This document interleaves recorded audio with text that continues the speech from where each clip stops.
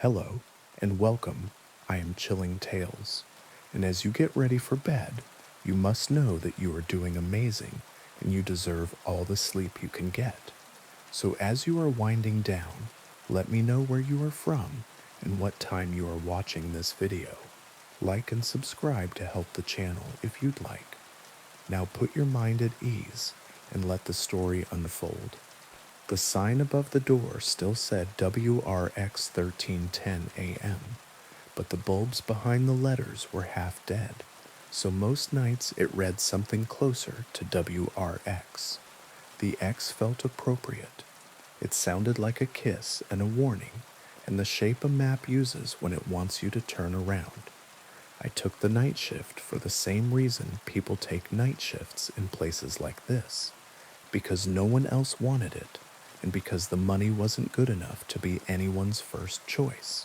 The station sits where the city gets thin and the river fattens up. Old warehouses with their windows bricked in, a handful of tire shops, a diner with a neon coffee cup whose steam pulses in slow red breaths. When the sun is up, the whole block smells like hot rubber and old oil.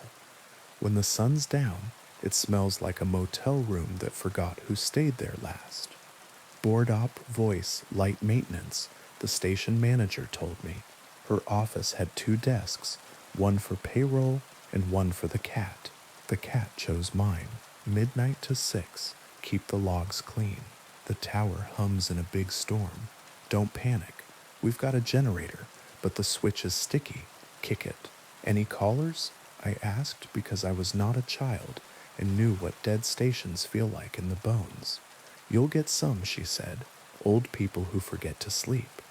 Third shift nurses, the man who makes breakfast for snowplow crews when it snows. They'll keep you company. And requests?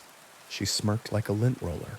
Darling, you don't have the licenses for much of that anymore. But sure, if they ask for Patsy Cline, slide on a cover so the big boys don't bite. Talk a lot, it's cheap. Rocks used to be a local legend. Before my time, and my father's barely, a baritone with a tasteful mustache kept half the valley alive through layoffs and ice storms. The station's photo wall still held his framed headshot. Part newsman, part Friday night dad. Then the company in another state bought the licenses and split the day in leases, syndicated chatter, daytime sports, religious hour with a preacher whose voice sounded like a shoe polishing itself. Night was junk shop time. Night was me. The booth was small, God's own aquarium, if God had bad tastes. Brown carpet, foam squares on the wall gone the color of tea. A console older than my first crush, the board patched with tape where mic 1 used to be and where phones sometimes pretended. A window looked into the bullpen that no shows used anymore. Beyond that, a hallway with framed black and white photos from the station's good years, and a door that stuck in humidity. A sign over the hallway switch, "Do not turn off the red light under any circumstances." The red light hung over the outside door like a drunk moon and burned whenever we broadcast. It meant on air to anyone who knew. It meant something else to me by the second week. I started the way you start in a haunted house, by pretending you're the one doing the haunting. "Good midnight, Valley," I said, my voice lower than it is in my human life. "You're up late with rocks, caffeinate me if you can. Keep me awake if you can't. Nurses, write me. Drivers, honk in a beautiful key when you pass a red light swinging over a tired door." People called. Her name was Dee Dee. She worked laundry at Mercy and wanted something with a backbeat to keep her legs moving. A man I assumed was divorced because of how carefully he didn't mention anyone. Asked for an old love song and then said, "Never mind, I shouldn't." A woman who wouldn't give a name just breathed for a minute and said, "Finally, he's asleep. Can you just talk to me until I'm sure?" I talked.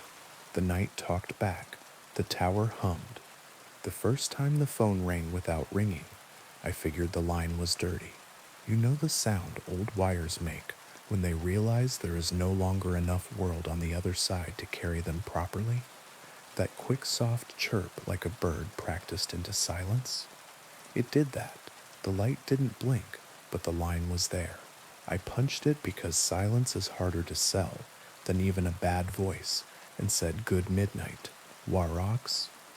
A woman breathed. She had the careful cadence of a person who practiced being calm when she didn't want to be. It sounded like she was in a closet without room to kneel. Is it you tonight? She asked. Depends, I said, my hand hovering over the pot fader, because I am not a fool. Who am I supposed to be? The one in the glass, she said. You're new. Newish, I said, and in the window my face looked like someone I hadn't met yet. I like the way you keep the levels even, she said. The last one let the songs hurt. They hurt anyway, you know. You don't have to help. I told her my name, and she took it and rolled it around like a lozenge. I need you to stay on, she said. Urgent now. All the way to 6. Don't play whatever he asks you to. He'll call. He always calls when the red light is clean. The preacher? I asked, trying a joke to keep my lungs from weeping in public. No, she said softly. The other one. A click. The line didn't hang up. It ended, like a half-remembered dream, when the cat jumps on your chest. The red light over the back door flickered once. The tower's hum deepened a half-step, as if the weather had decided to harmonize. At 1:17 a.m., the real ring came, BRRNN, like a small bell inside a cereal box. I punched the line and hit the delay because I am a little bit trained. Good midnight, WRX. Static. Then a man's voice, new and old, the way a song sounds when someone presses a warble button. You're late. Actually on time, I said, glancing at the atomic clock the manager had taped to the wall, with the seriousness of a room where the minute hand used to matter. You're early, he laughed. I have heard lovely laughs in my life, and awful ones, and the ones that sound like someone trying on a laugh to see if it fits. This one had a seam. It sounded like a thing once broken and recently set.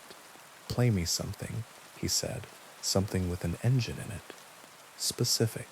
I scrolled through the library. The legal stuff was thin. The gray stuff was deep. Recordings of local bands that signed away rights for a joke. Tracks from a basement cover act who gave us 3 CDs of Springsteen-ish that wasn't. Backups we didn't deserve to have. My hand hovered over a track titled 3-Lane Mercy and then dragged itself to a stack of PSAs instead. The man hummed behind the static. The red light brightened. I can talk to you, I said brightly. I can keep you awake. I don't sleep, he said without brag. I prefer to drive. We love a driver. I flicked all the faders to make noises come and go, because a board in motion is almost music. What kind of road? Empty, wet, no signs. Ha, I said nervously. Our valley. The DOT is going to call me if you keep slandering them. He chuckled again. The chuckle had teeth. A song, he said, bored now. You'll learn I don't call twice. Am I learning? I asked to cut the fear in two. What is this, training? Apprenticeship, he agreed, but you don't like that word. A click, not a hang-up. The feeling a night gets when someone leaves the building without opening a door. When I stood at the glass and looked past my face, the bullpen was empty as it had been all night. A chair had shifted slightly, as if someone had gotten up in a hurry to make a point. I put on a weather bed and read the hour pronounced precipitation like it was a guest, added a joke about how no one needs a forecast if they have joints with opinions. Did the thing voices do, or they turn fear into filler? I told myself the delay meant I could stop anything before it slid into the room. I told myself the red light was a kind of spell, a circle the station had drawn for 50 years to convince the dark that it should listen and not eat. At 1:23, the phone chirped without the light again. I hit it. Warox. Don't, the woman said. He makes you talk, and then he makes you play it back to him later, and takes the part he needs. What part? I asked. The part that thinks nothing bad can happen if you keep talking, she said. I have to go. I'm in the broom closet and Mrs. Owens just came in for more toilet paper. Click. Who are you? I asked an empty line. The red light hummed. The tower responded, like a bridge under too many feet. By 2 a.m., my voice had learned how to put itself in a lower place and stay there. The script in front of me turned to scribbles, the scribbles to words no one wrote. I read copy for a farm implement dealer who had moved his lot 5 years ago and had a name like a man who used to give kids cigars. I read a PSA about a county fair that had burned down before I was born. I read the top of the hour legal ID in a cadence I'd never practiced. This is WRX 1310 AM, bringing you the night the way you ask for it. It felt like reading an oath. At 2:36, the on-air red light outside blinked. One blink. All our gear is old, the manager had said. It drinks power like a teenager, but that blink had timing. It happened exactly when I turned down the bed and left space for a breath. Outside, down the hallway, the door latch sighed, then decided against it. You learn a building's noises fast. Which ones are the compressor, the ice machine trying its best, the raccoon overhead deciding whether to move in? Which ones are the ones that come from inside your head? Hunger noises, exhaustion scraping. The sigh at the latch was neither. It was the sound a door makes when a polite person pretends to knock just by leaning close. The tower hummed the way a person hums to make you forget they have a mouth. I put a CD in and hit play on a jazz thing we did have the paper for because dead men's catalogs are bigger. 2:03, I said, stupidly to the air. If you're crossing the viaduct, watch the black ice near the fourth seam. Yes, the fourth, and don't pretend you don't know what I mean. The chirp. No light. Once, the woman said. Just once, I answered.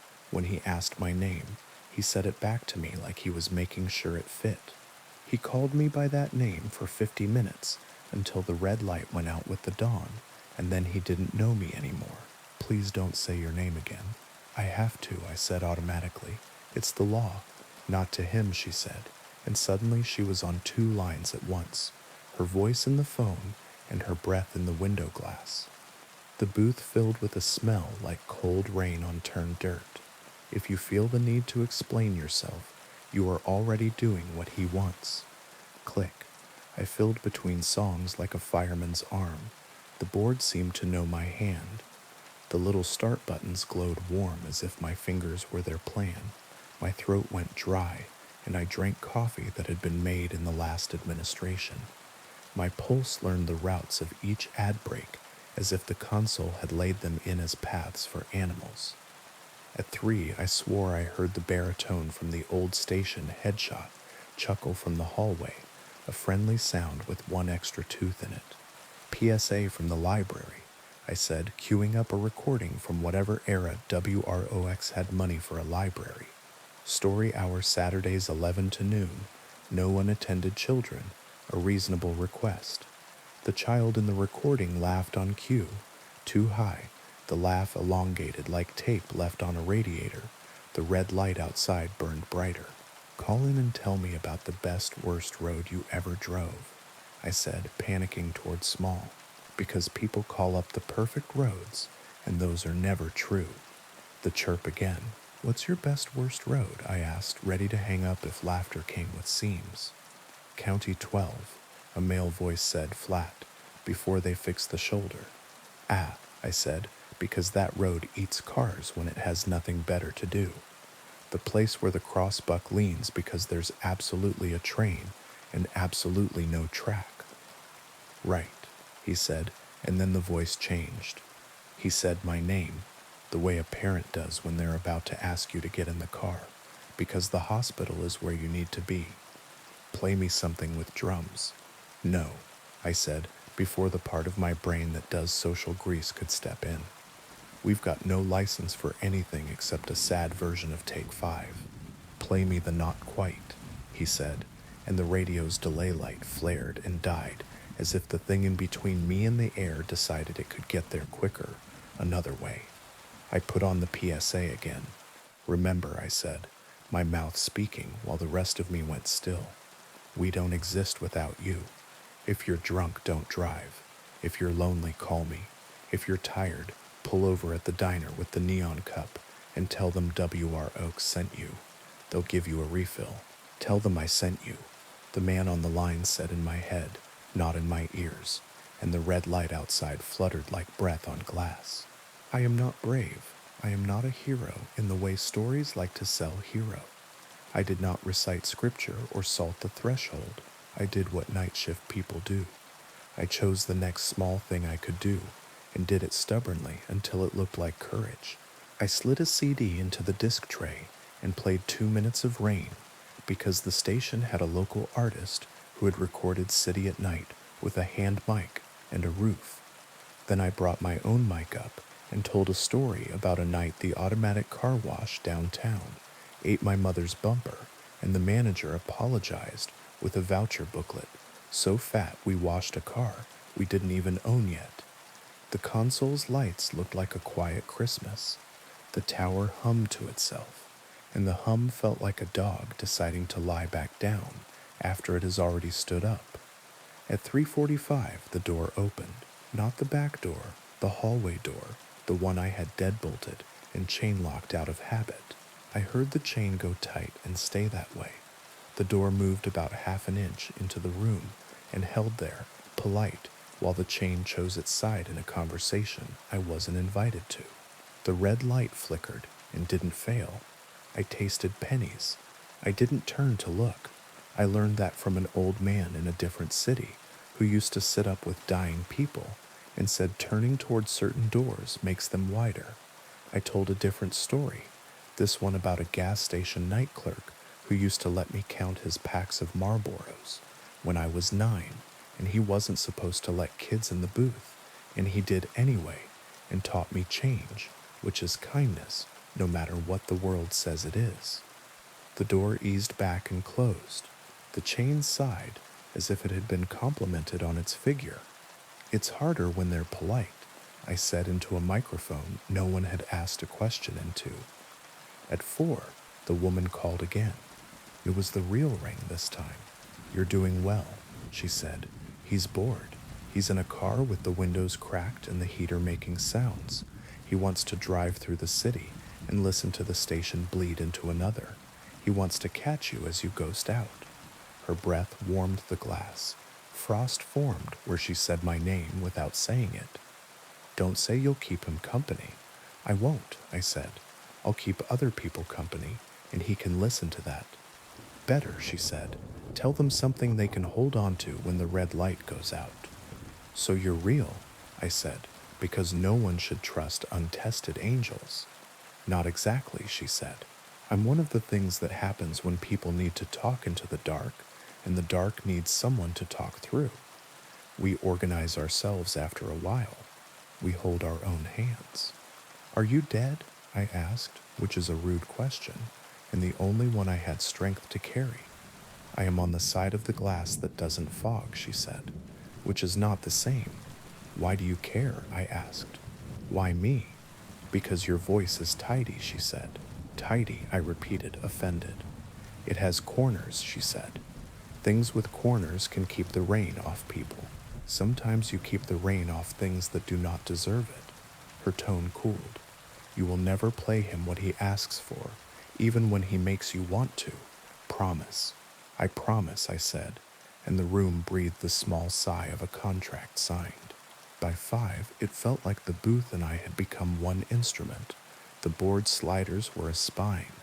I scratched a note, and the station changed shape. I lied, and the ceiling dipped. I told the truth, and something in the tower straightened. I told listeners about the diner's pot of coffee and about a deer in the median near mile marker 124 that had no interest in learning economics, and about a snowplow driver pulling in behind a school at 5 because a school should look like a promise even when the county's broke. Call me when you get to the light by the pharmacy, I told a nurse from Mercy. There's something about the 6th light on that pole that makes people cry. I'm not saying it will, I'm saying it might. So if it does, you'll know you can blame something that can't be hurt. At 5:30, the storm the station manager had promised rolled its shoulders over the river. The tower hummed in the exact note the red light liked. The generator clicked its tongue at me in the back hall, and I went and kicked it, and it breathed on the third kick. I could feel the man out there in the dark, drowsy with ask, getting nearer because boredom leads men to doors. He didn't knock this time. He waited for the station to ghost out at the top of the hour so he could slip between shows like a teethy eel. I did something the manager would have fired me for if we had this conversation in the morning. At 5:56, I turned off the automation. I killed the next show's stinger. I turned off the legal ID bed. I left the red light burning and the mic up. We don't have anything scheduled. I told the valley we've just got 4 minutes and a room and a sound. I could make a sound, the man said, without calling, without breathing, from a distance that felt too near. You won't, I told him, and then I spoke the only prayer I know that works. Inventory. I told the night what was in my pockets. Keys, too. Receipt for a coffee whose ink had decided not to be useful anymore. A coin from a foreign country I had never visited. A paperclip. Lint. A dried bean. I told the night what was on the board. One dead channel where mic 3 used to be. One half-alive phone. A CD with a play button that had never failed me. I told the night my full name. First, middle, last. Not into the phone or to the man, but to the people in their cars. To the nurse on the verge of the pole that weeps people. To the snowplow driver. To the old man walking his apartment, because every step is a decision and the floor is a map. I told them my name, so that later, if the man called and asked, I could say you missed it. I gave it to someone else. At 5:59:30, I said Wallach's 13:10 a.m. We are still here. At 6:1 the red light went out, not a blink, off. The hum of the tower changed to the low, uninteresting tone of proper business hours. I could feel the man's mouth make a shape of an annoyed smile. The chain on the door lifted itself slightly off the jamb, as if to say, we'll try again tonight. The coffee at the diner across the street pulsed once in its urn and then settled, like a body breathing in sleep. I didn't move. The cat stepped into the booth and rubbed against my shin as if she had come to collect something I had promised. I felt the shape of the night in my throat, how much I had fed it, and how much it had tried to take when I was distracted. The phone didn't ring. The delay light lay like a dead eye. The board looked like a cemetery before the gravedigger comes to mind. The flowers. At 6:07, the station manager opened the though-locked hallway door with a trick I had not known existed and said, "You look like someone who almost quit." "Almost," I said. "What's the red light for?" She didn't pretend not to know what I meant. "It's a promise," she said. "We keep it when we can." "Who was the last one?" I asked. "The last night voice." She sighed. "You'll see his picture on the wall with the mustache," she said gently. We found him asleep at the board with a song on loop and a ring mark from his coffee, and a smile like a person hearing applause in another room. "Dead?" I asked, as if dead were worse than what else I could imagine. "Rested?" she said. "Anyway, don't worry. The red light doesn't ask you for anything you don't already want to give," which is the only kind of lie that works. I went home and slept through the day, and woke to a voicemail from the nurse, who cried at the sixth light. She said, "You kept me company. The deer was there. I think you saved his life too," which is funny because I don't think deer have radio. The man didn't call. He doesn't need phones the way we do. He reads schedules. He listens for silence, the way men like me listen for footsteps in hallways. I took the night shift again and again and again, because it turns out I like talking to the valley when it pretends not to listen. It turns out I like being the circle a red light draws. It turns out I like learning the difference between a door being polite and a door being brave. The woman called sometimes not to say anything except keep the levels even. and wants to ask if you feel something standing behind you, and it is tall and careful, don't turn. Not yet. Give it a small story to hold, something with corners. I do. I tell the towers and the men in cars and the nurses and the tired and the dead and not of the valley, small stories with corners. I do not play him the songs he asks for. I play him rain sometimes because rain makes him quiet. I list what is in my pockets. I tell people my name at the top of the hour, where it belongs, so I won't be tempted to squander it later. I keep the red light burning until 6, even when storms kick it and the generator needs 3 kicks back. If you are driving at 1:17 a.m. and you hear a voice that makes you think of dark roads without signs, don't ask him to keep you company. Ask me. If you are in a closet behind a mop and a bucket, call from there. I will listen, and the red light will keep itself brave a little longer. If you have to pull over at the 6th light to cry for no reason, you can write down. Do it. I'll tell you the names of the things in my pockets until you are done. If you are tired, I will list the bridges and the roads that pretend to be straight and warn you about the deer who don't like economics.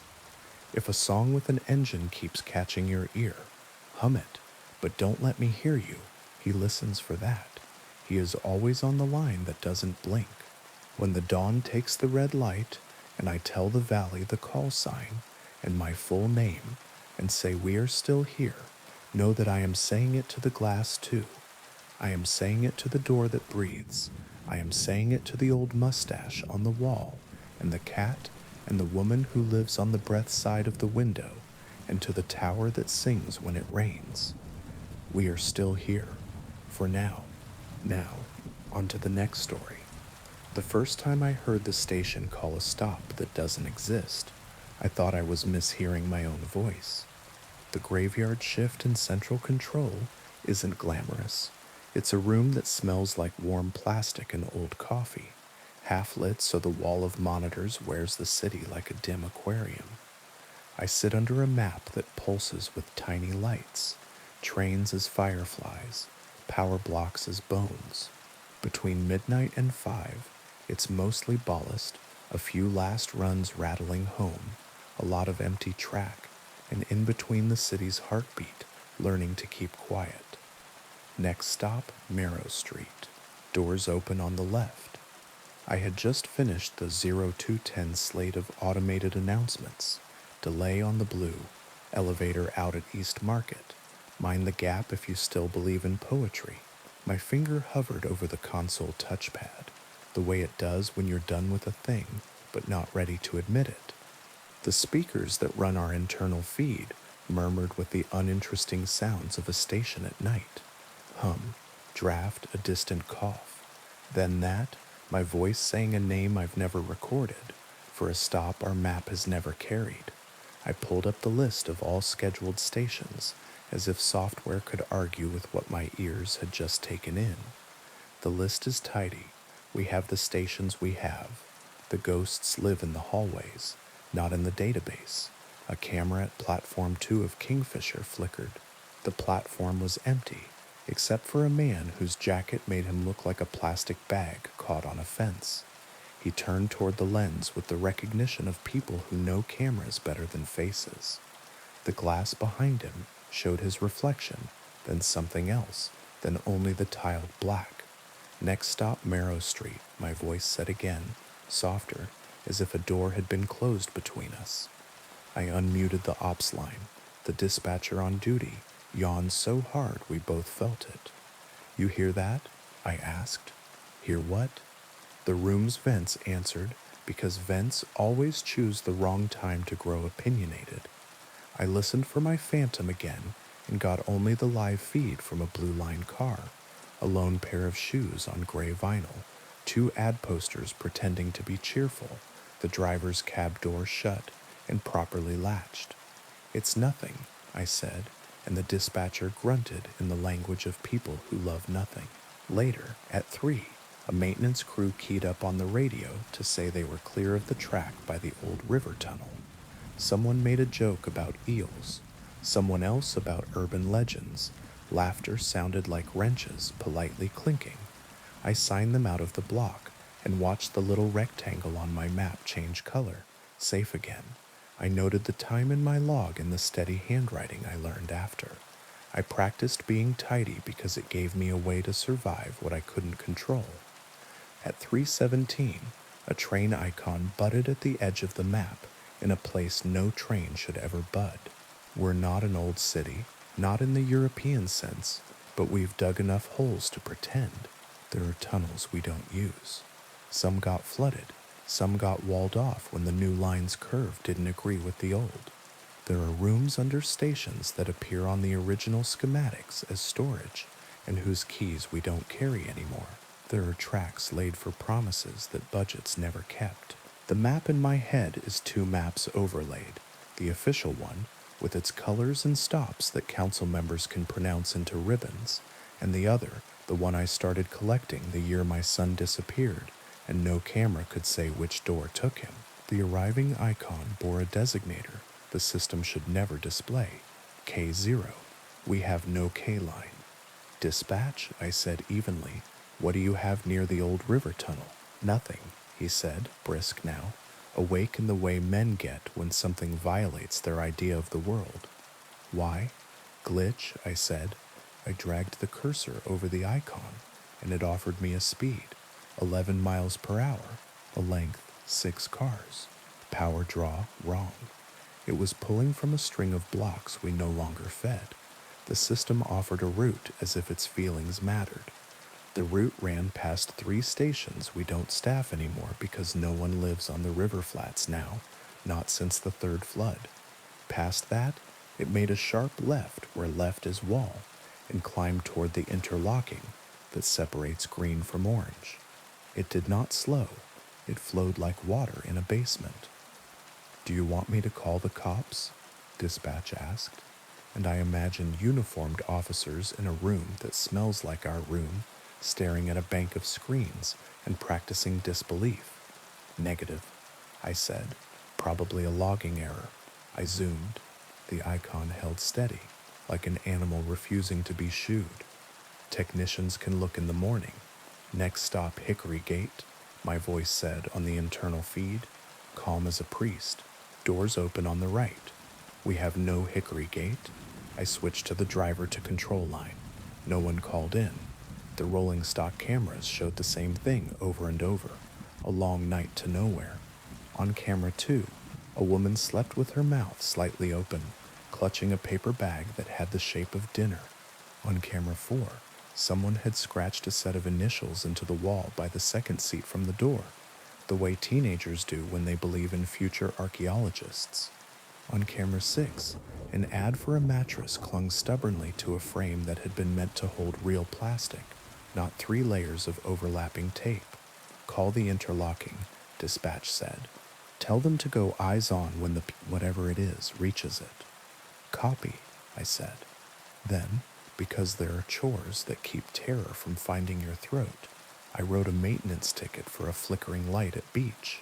I set the ventilation at Haviland to circulate once an hour because sometimes the air is the problem people can't name. I ticked time forward a minute with my fingertip and watched the K0 get nearer to a place we control. In the corner of the room, under the map and its polite pulsing, sits a shelf of things lost. Not the big lost and found, that's at Central Station, open weekdays 10 to 4, guarded by a woman named Nisha, who remembers children by what they loved enough to misplace.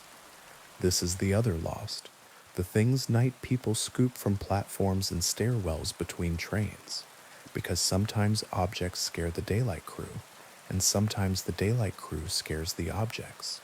A cracked pair of glasses, a scarf that smells like wet wool even when it's dry, a child's shoe with a Velcro strap that never quite learned to stick, a plastic ring, a toy phone.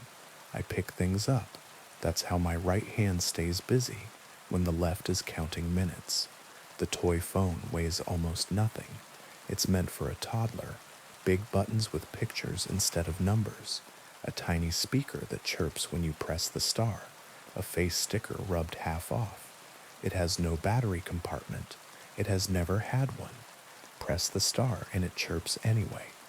When the K0 reached the interlocking, the camera there showed what I expected and hated: nothing. Track, the red eyes of signal aspect as if it were holding its breath for an express that never runs at this hour. The wall beyond, stained in a certain way because water, like rumor, finds the same paths over and over. I toggled the light control for the next station in line. The station lights came up like a nervous laugh. The internal feed said, in my voice, "Next stop, Ashdown. Doors open on the left." Ashdown is on the map, but no train had asked permission to enter it. I pulled up the power monitor and watched the draw dip and surge like a heartbeat that doesn't understand itself. Interlocking control, a new voice crackled into my ear. "This is not funny." "Agreed," I said. "Do you have any eyes inbound?" "A camera," she said. "And Vic, who doesn't get paid enough to believe in ghosts." Dead air. Then, more softly, "It's on the board but not on the rails. Can you put it in my hands?" I knew what she meant. Sometimes the software uses old expectations to keep itself from crashing. Sometimes you can shepherd it better if you give it a place to land. "I can clear the block if no movement detected." "That's not what I asked," she said. "I know," I said. "Next stop, Marrow Street." My voice said, too calm to be true. "Doors open on the left." I have a son. Have. The grammar depends on the hour. He was 4 when he loved trains the way other boys love fire trucks. He pressed his palms to the windows at Central and named colors like spells. He would not sit on my lap if the bench had gum underneath, because he liked beginnings more than middles. On a Tuesday in March, the kind with rain that has forgotten what temperature is, he and his mother rode into the museum and back. On the way back, between stops, a door light tripped, and the driver held at a station not on their route. The records say that. The driver opened, closed, no incident. The cameras show nothing but a small boy's handprint, where glass is colder than air. When the train rolled into our station after, he wasn't on it anymore. We had his name on the news for 3 weeks. People messaged me with sympathy after it became clear that your name makes good paper for a month and bad paper for the rest of your life. My ex-wife moved to a city with fewer tunnels. I stayed here and learned how the map hums when it's trying to solve a problem it can't admit exists. "Where would you like to receive it?" I asked. "The center pocket," interlocking control said. "Behind the school construction. If it exists, it'll hate that." "Copy," I said, and told the map the lie it wanted. "This is a train. I am clearing its way." The K0 took the path politely, like a man who tips badly but holds a door. "Next stop, Hickory Gate," my voice said again. It made my teeth hurt. "Doors open on the right." Dispatch breathed in my ear. "You're not?" "No." I said, "I'm not." "Then who?" "I don't know," I said, and let the unknown sit between us like a sleeping dog you refuse to step over. "We're receiving 202. 202 shows your train clocking into a block. It didn't. The software does this when it can't tell you something directly, because it would break its own rules to do it. It flags, instead, the fact that time did not pass the way it thinks it should, which is the bravest thing a machine can do. "Do you want me to kill power?" Dispatch asked, and I imagined the city above me sighing as the neon goes thin. "Hold," I said. "If this was a malfunction, power cycling might bury it. If it wasn't, power cycling might invite it closer. There is a tone to these things, a little respect you learn to give stories that outlive the men who made them." On the Ashdown platform, the camera caught a blur at the far stair, a woman's coat maybe, the edge of a face, a bare knee, pale as a truth. She stopped when the station lights came up, turned as if she had been caught in her own kitchen at night. She held something small, the way a person carries a sandwich, or a kitten, or a phone. She was older than the last time I saw her. She is older than me now, in the pictures on the mantel. I closed my eyes and opened them again. because you are allowed that much magic in a room with a map. Next stop, Marrow Street. Doors open on the left. The K0 icon reached the pocket we had offered it. It paused. The camera showed only the pocket track's oil slick shine, as if someone had set a mirror face down. A breath caught in my throat in a way that did not respect my job. In the glass in front of me, the toy phone on the shelf lit, a star on plastic white, a glow with no battery to blame. I pressed it without meaning to. The chirp it made is for toddlers, a sound that exists in a world before uncertainty. The intercom fizzed, not the internal feed. The system-wide, the voice you use when you need to tell the whole city something at once and expect it to obey. I had not keyed it.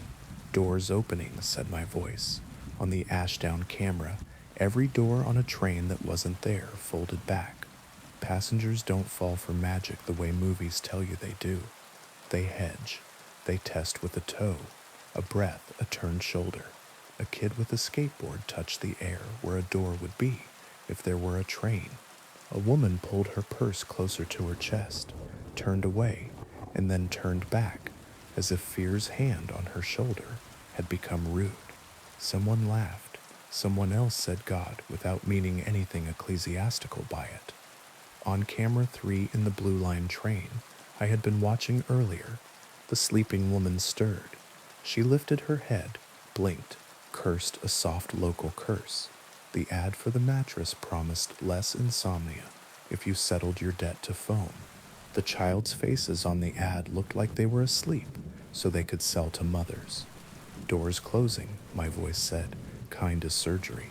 On the Ashdown platform, a small boy, 4, 5, ran between his mother's knees, the way my son used to when he wanted to turn a no into a yes, trusting entirely the hallway a body can make.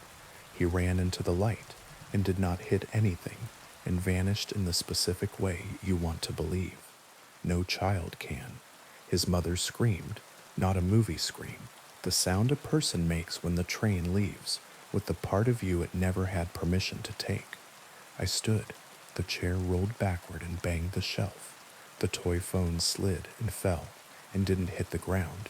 It hung in the air for an extra full second, like it was waiting for a hand to catch it from the other side. Then it dropped, light as a candy wrapper. Kill power, I said, and dispatch swore. Power cycling a system in motion takes a checklist longer than the time you spend on it. He threw 3 breakers anyway. The hum in the room changed pitch like a hive that just remembered it was bees. Lights on 2 stations hiccuped and came back sulky. My board went dark, then warm. On the Ashdown camera, the woman fell to her knees and slapped her palms on nothing and left warmth on air the way candles leave on photographs.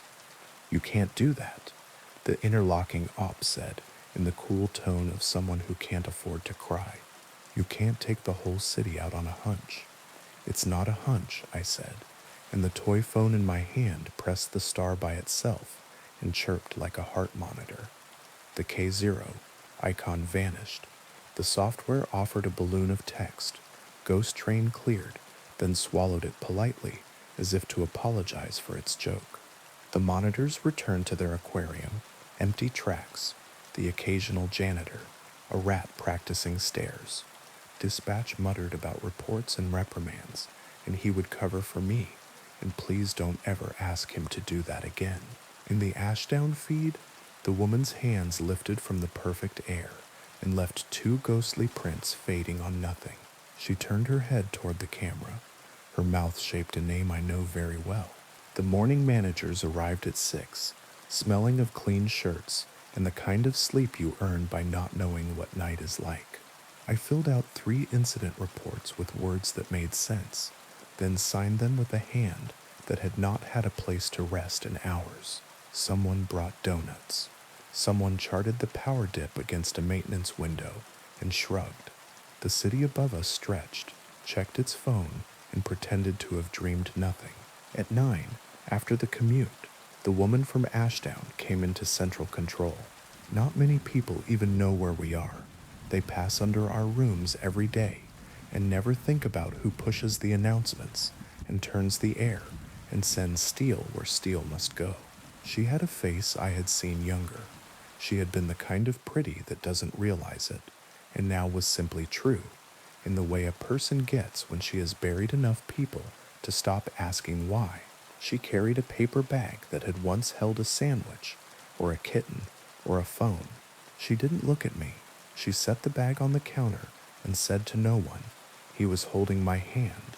Then she left, and the smell of wet wool followed her out. Inside the bag lay a child's shoe with a Velcro strap that would never quite learn to stick. The city is generous with its stories if you stay late. Over the next weeks, more voices came through the internal feed when they weren't supposed to, calling stops that don't exist in my tidy database. Hickory Gate again, a station called Unthink, a place called South March, that old maps list as a marsh. K0 rolled its impossible route 3 more times, always after 3, never at the top of the hour. We learned its habits and it learned ours. When it called doors, it wasn't only for the lost. Sometimes it took fear, sometimes it gave it back.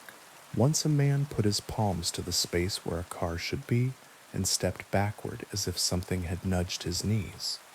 Once a dog bristled and then lay down, obedient to a whistle we couldn't hear. I do the brave thing now when it comes. I don't fight it with breakers, not unless someone is about to give the night what it cannot return. I open the right yards so it will hate them and pass. I light the wrong platforms so it will miss. I speak into my own microphone and fill the city with useless inventory, a clock that's 3 minutes slow, the names of bridges that don't exist anymore, smells the fans can't explain, so there is less room for the other voice to coil itself into the day. I never say my son's name out loud, not in the headphones, not in this room where the map loves names. Sometimes the toy phone lights by itself, and I put my palm over it, like you do a candle you mean to smother kindly. It warms my skin and pretends not to. Next stop, Marrow Street, my voice says on nights when I have not recorded anything, and somewhere under the river where the concrete sweats and paint remembers flood, a 6-car nothing rides along a track we didn't lay, carrying everyone it's owed. The city will tell you there is no K-line. The city is technically correct. The K-line is a habit the tunnels picked up from us, the way we want everything to be a line with stops and starts. But habits are real. They make routes with or without your permission. The night has its own signage. The walls have their own way of reading maps. If you hear my voice call a station you can't find, don't follow it. If something like a door opens where no train waits, take a step back and find a human hand to hold. If you have a child with fingers like stars, put their palms on windows you trust and teach them to say the names of colors like spells, but keep a hand on their shoulder when the train says there's a shortcut. And if you have lost something that answers when the internal feed says a stop you've never ridden to, do not come to the platform alone. Bring someone who believes in inventory. Bring a person who can list what's in their pockets without looking. Keys, receipt, a coin from a country they have never seen. Bring something small that makes a noise that doesn't need a battery. Hold it in your hand.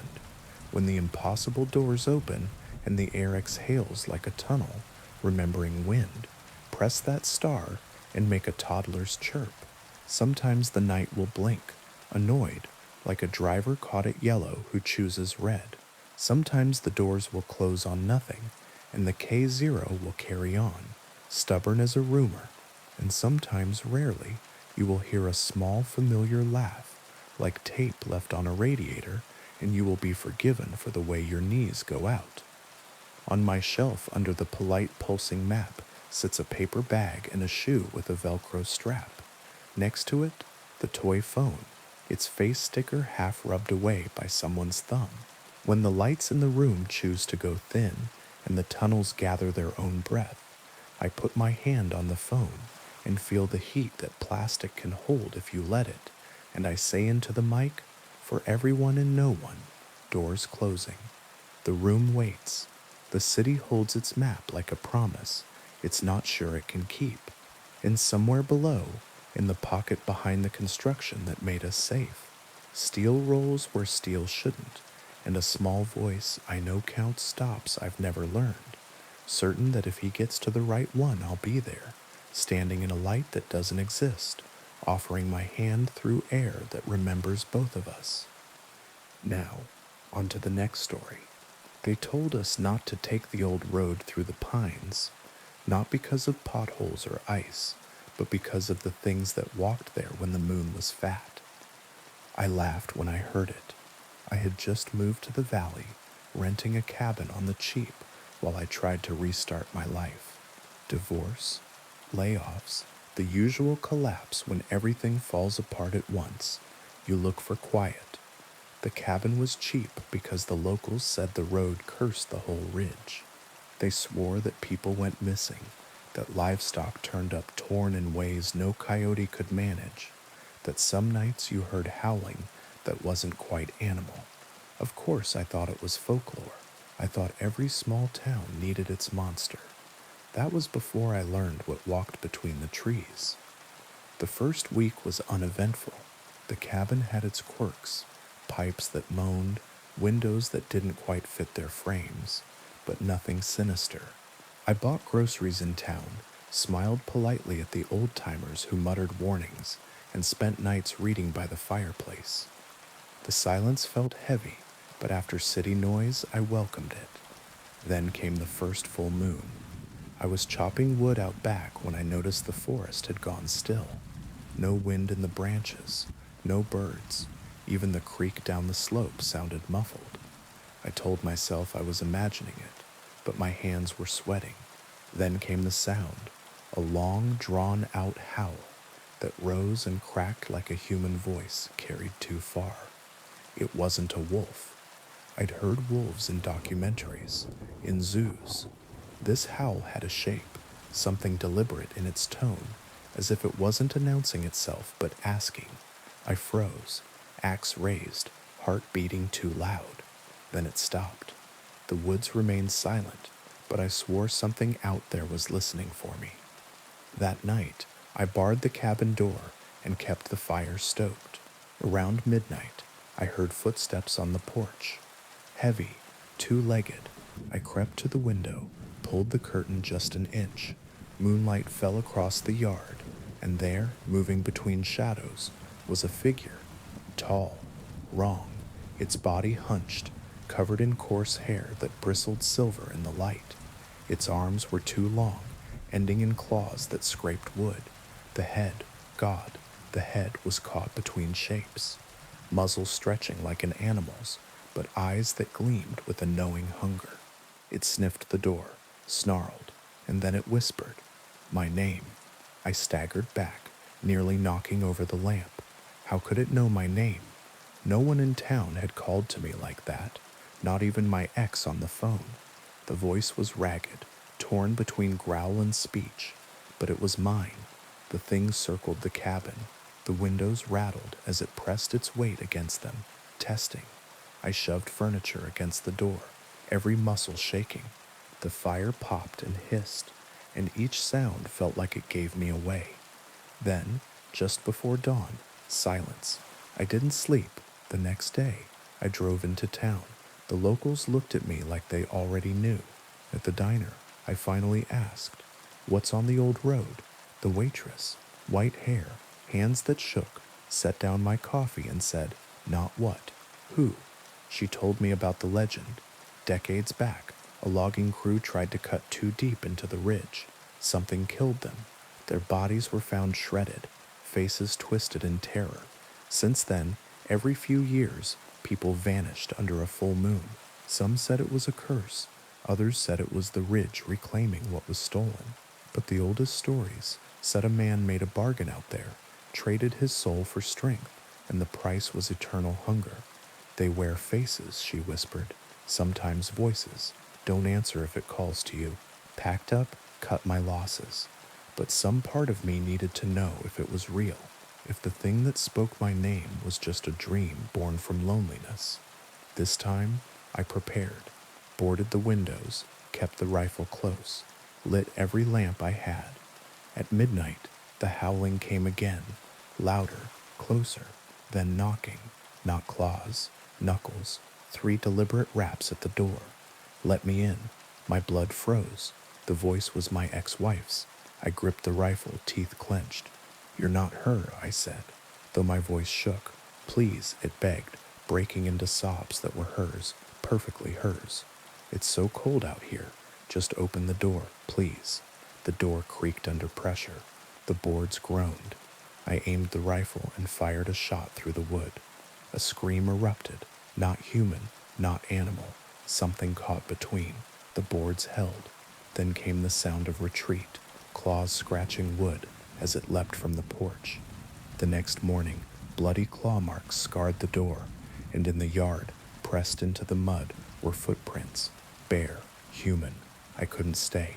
I packed what I could, loaded the truck, and started down the old road. The forest pressed close.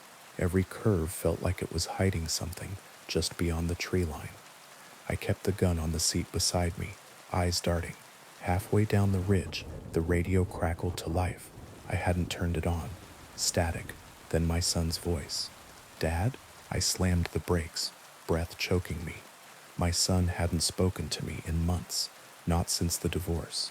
His voice was younger though, softer. "Dad, come get me, please." The radio hissed, then laughter, low, hungry.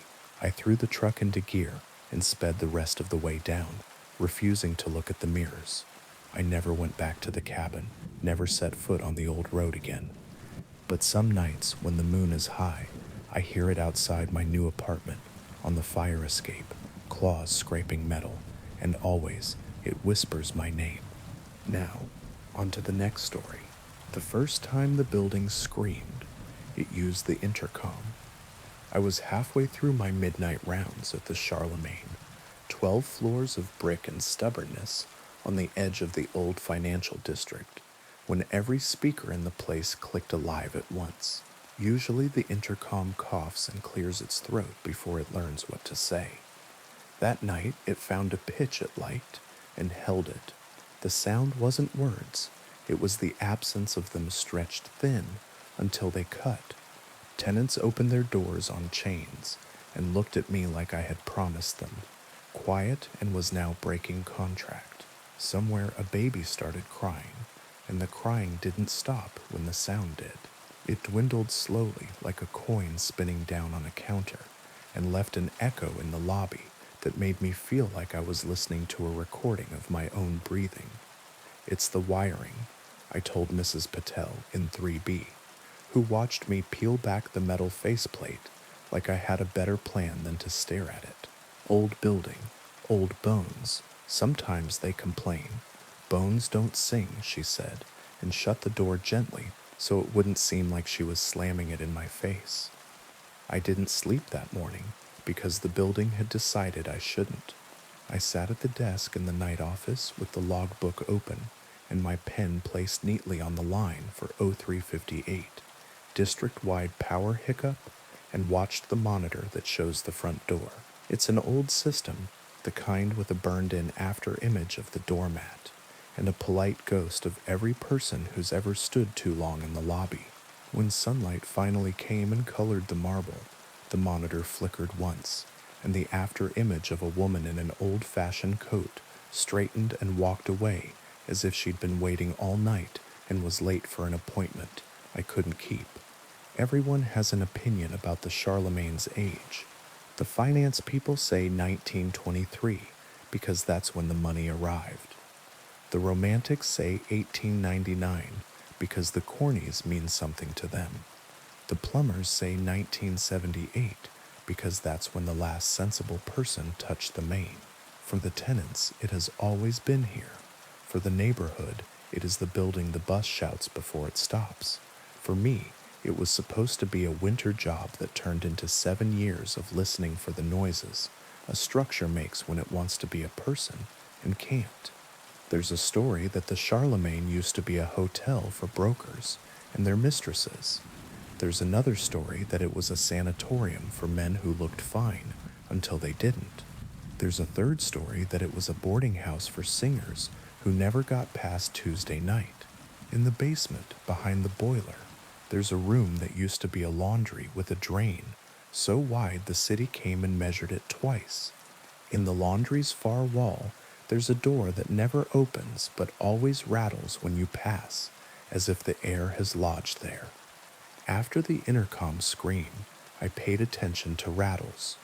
3 nights later, the building sang again, but this time it picked an instrument, the elevator cables. It started as a hum you only feel in your fillings. Then it found a note and pushed until the note insisted on being heard. The car lurched between 6 and 7 and hung in the wrong place long enough to make a man in a suit lose his religion. I climbed into the shaft with a flashlight and a prayer I don't use for anything else. The cables twitched like an animal pinned for examination. When I put my hand on the steel housing, the sound came up my arm like -10 weather. In the dark, I heard something that wasn't me move at the top of the hoistway. A shift, a footfall.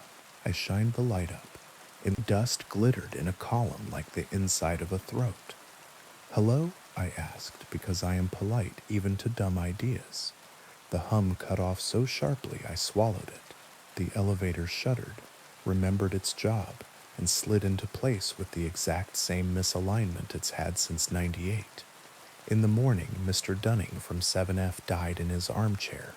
He had been 87 and industrious about pretending not to be. The paramedics were precise and respectful. He might as well have been a sheriff in a dead town from the way the young ones handled him. I stood in the hall with my hands behind my back, because my father taught me it makes grief think you're ready for it. The intercom speaker in the ceiling buzzed softly, the way bars used to buzz when neon hummed a little prayer. Mrs. Palin 3B watched from her door, hand on the chain, mouth a tight white line you only see on women who have outlasted 6 kinds of men. When they wheeled him out, the intercom clicked alive and said very clearly, "Mr. Dunning, arriving." It wasn't my voice. It wasn't human. It was the building's idea of a word, and it picked the wrong one. I called a vendor about the intercom. He said they could put me on a list. I asked about the elevator sheaves. He told me that if I didn't want to replace the whole system, I should learn to sing. I left 2 messages for the management company and got one polite return call that said, "We hear you," which is what a body says to a tumor when it's busy. That night, at 2, the building woke me again. Not the speakers, the pipes. There's a particular moan old copper makes when it cools. There's another the risers make when the top floors shower at once, and the water has to choose. This wasn't that. This was every elbow and union and sag in the whole system, inhaling at once. Then the building exhaled a sound so low, I had to put my ear to the radiator to know it wasn't my heart. Mia in 12E called the desk. She is the type of person who uses my name when she's asking for something and nothing when she's done. "The apartment is crying," she said without preamble. "Steam heat does that," I said, sitting up. "The couch springs have learned my shape too well. It's old. It remembers things it shouldn't." "No," she said. "It said my mother's name." "Names travel," I told her. "Through the pipes, through the shafts. Someone on another floor. No one else knows it." She breathed, and the phone did a small, sympathetic click. "The old one. The one we don't say, because we started a new life." "Do you want me to come up?" "No," she said quickly, and then softer. "Yes, I took the stairs, because elevators make me feel watched now. The hallway on 12 holds sound like a chapel." Mia's door was open, chain off, which meant she wasn't thinking about safety anymore. She stood in the center of her living room, arms crossed tight, as if her ribs had promised to hold her together. The radiator in the corner was hot enough to be a sin. It hissed with effort, like an old man dressed too warm on a spring day. In the hiss, a breath, and then Anya, Mia covered her mouth. I went over and laid my palm on the iron.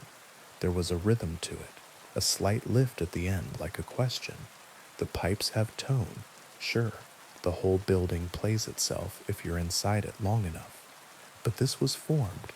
This was a name stuffed into steam like a note in a bottle. In the silence afterward, the floor above us let go a slow creak, not the movement of wood, but the kind weight makes when it decides to settle for the night. I looked up and saw in the ceiling stain by the window a shape I had never noticed, a woman's hair, or a tide that had chosen a direction. Mia said, "How long will this go on?" And I told her a lie I thought she could spend. "It was cold tonight. It will stop. The building complains when the weather changes." "I changed," she said, without looking at me. I started keeping a list of the building's noises.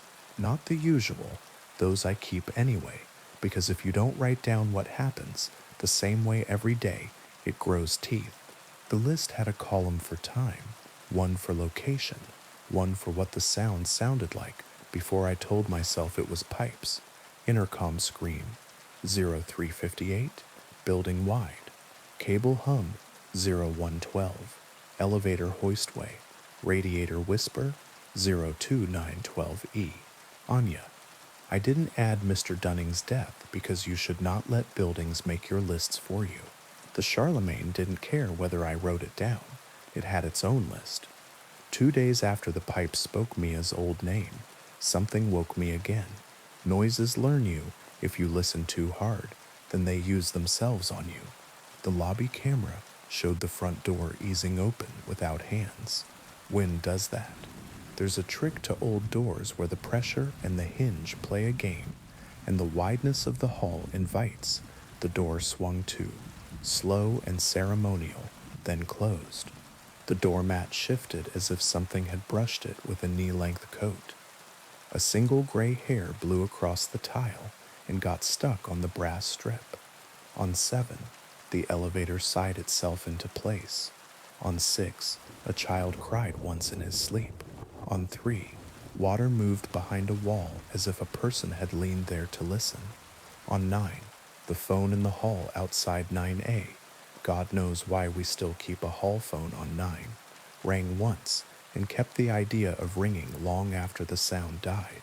At 4:14, the intercom popped twice and said perfectly clearly, "Don't answer the door." My hand was already on the knob to go check the lobby. I let go of it the way you let go of a stove when you realize it's on. I stood in the night office and listened to empty air, willing it to have nothing else to say.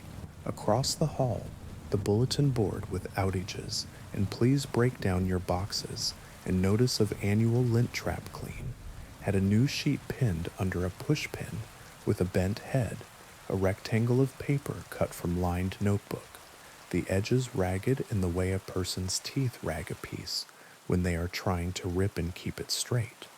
On it, in a hand I didn't recognize, "She calls before."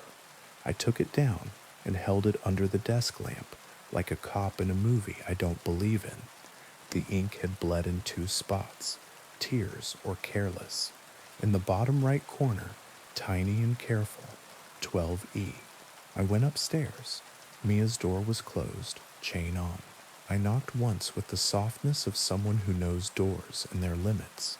She didn't answer. Through the wood, I heard the slow turn of someone's foot on the floorboards, and then the deliberate nothing people make when they decide to pretend they aren't home. The city has a notion of itself in the small hours. It's not the one the tourism board prints. It's the shape of light on a cracked tile. It's the sound of a bus kneeling for a person who changes their mind. It's the man in the vestibule across the street who always reads the sports page first, even if the headline is about a war. The Charlemagne learned that shape and started wearing it. The list grew. 013, stairwell B, 3rd floor landing, whispers between banister and wall, tell her, then noise from the pipe. 0158, intercom selective, 6F only, baby monitor static, no baby in building in 6. 0247, basement, laundry drain, echo of wind where no wind should be, rattle of the sealed door, 30 seconds later. 0322 7F, vacant, radio station from nowhere, the old big band hour cut mid-chorus. 0359 building wide, pressure drop, lungs of the building breath in, intercom coughs but does not speak. I asked the daytime super to listen to the recordings. Old concrete, he said. It holds the old station broadcasts. We did this in '04 when the Riverlight building started singing Patsy Cline into the water heater. Don't get poetic. I called my mother because mothers are the saints of dumb calls. Have you ever heard of a banshee?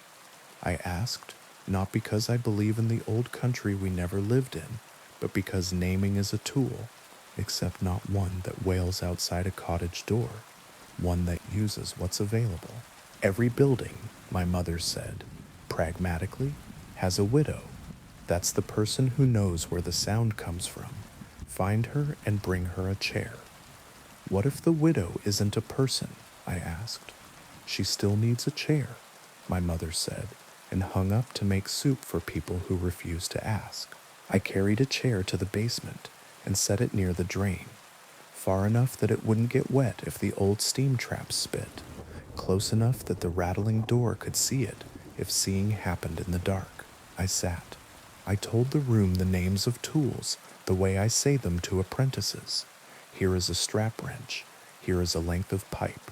Here is the hammer you do not call a hammer because words make habits and habits make slips. After a long time, the rattle softened, and someone I couldn't see took a breath that made the dust lift off the chair as if a hand had brushed it.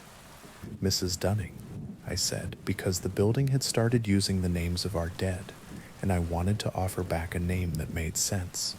You don't have to stay. The drain sighed and resumed being a circle cut in concrete. The third week, Mia left 12E. She didn't tell me. People don't.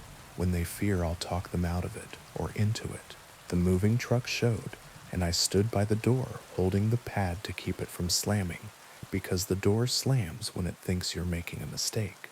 She came down last with a duffel and the notebook paper sign that said "Esh-E calls" before folded into a small, dense square. She didn't look at me. I didn't make her. The elevator insisted on stopping 2 inches low. She stepped over it without swearing, which told me how tired she was. 2 nights later, 12E phoned the desk. I answered, not thinking. The line carried wind from far away, the specific sound of a stairwell when no one is in it, a breath. My name, spoken like a person practicing what a mouth could do. Arriving, the intercom said behind me. Who is this? I asked, which is the wrong question when calling has already chosen you. The line clicked and left the idea of being open. In 12E, the hallway light flickered twice. Slow, a shadow passed across the door like a person deciding not to knock. At 0302, someone pounded on 10A hard enough to clock the jam. I got there sweating and half-booted, keys in my hand as if they were more than shaped metal. Mr. Tone cracked the door and looked at me like it had done him a private wrong. Who? I asked. A woman with hair all the way down, he said, pantomiming with a hand to his scalp. She did not ask to be let in. She told me to open. What did she tell you? She told me, he said carefully, that she had come to tell me a thing I already knew. He looked over his shoulder into the dark. I did not let her. On the monitor for the front door, long hair blurred across the glass. The doormat lifted and settled. The door swung, then settled again. The elevator hardware on the roof made one emphatic clank like a cymbal. The call sheet in my pocket had Mr. Tromun's name, circled from the afternoon, when he told me he had an appointment Tuesday. Oncology, joking voice, eyes like someone reading a recipe, and not for cookies. I wrote in the log, because writing is a way to stay polite when you're talking to death. 0302, knock 10A. Did not open. That morning, Mr. Who's sister rang the bell and walked in like a person who belongs. She had on new shoes, and the kind of coat people keep for a wedding or a final appointment. She took the elevator without asking and came down an hour later with a small bag and a face arranged carefully into an expression she wouldn't have liked to be caught with in public. She nodded at me the way you nod at the hungry, grateful, apologizing, and left. The Charlemagne kept its throat clear for 2 days. I took the opportunity to do normal work, changed 2 boiler gaskets, one without swearing, freed a stuck sash in 8C, wrote a note to the management company suggesting winter paint would be useful in spring, swept salt from the lobby so the marble wouldn't forget itself. I almost believed in ordinary. On the third night, the building started using the phone. No one was at the desk with me at 2 a.m. because no one is, and the list of the building's noises had grown quiet enough that my hand started to look like my father's again instead of something I had borrowed. The phone on the wall rang once. It's the line people use when they want me right now. I picked up my pen first because old habits say that when a thing rings, you'll need to write down the name of a man who wants something you can't give. I answered. The room grew one size smaller. She calls before, the building said, into my ear in Mia's careful voice. Before what? I asked. Before, the building said, as if that explained anything a human could punctuate. The call ended. The line stayed open. The dial tone hummed under my skin, persuasive as a warm bath. I hung up. The phone rang again. Mrs. Patel stood in her doorway across the lobby and stared at me like a person who has decided that if you looked at a dog long enough, it would admit a trick. I smiled with half my mouth and lifted the receiver again because I don't know how not to. A whisper. Don't answer the door. The line clicked dead.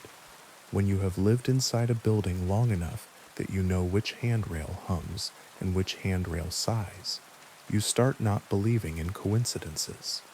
I took the stairs to 9 because 9 keeps secrets. The hall phone there, Polaroid yellow, its cord coiled in the exact amount of mess the day is willing to stand, rested on its shelf like a pet. Its receiver was just barely off the hook, as if someone had set it down so gently. The phone wasn't sure whether to tell anyone the line was open. I lifted it, expecting to hear nothing. A sound came back, not voice. Wind through teeth, a woman catching her breath after running the kind of distance that wasn't yards. The little click of a tongue wetting its lip, then a word, not in English, then, perfectly clear, arriving. I said, you have to stop that. The line laughed once in a way I wouldn't call unkind, and gave me a dial tone. Since the day my father died, I have believed in 2 kinds of warnings, the useful ones that tell you how to stand so your back will not break, and the useless ones that tell you a truck is coming too late for you to step aside. The Charlemagne offered both. The building said don't answer the door, and I listened, and Mrs. Korliova in 2D didn't, and the nurse who came with the oxygen tank did not have to ring twice.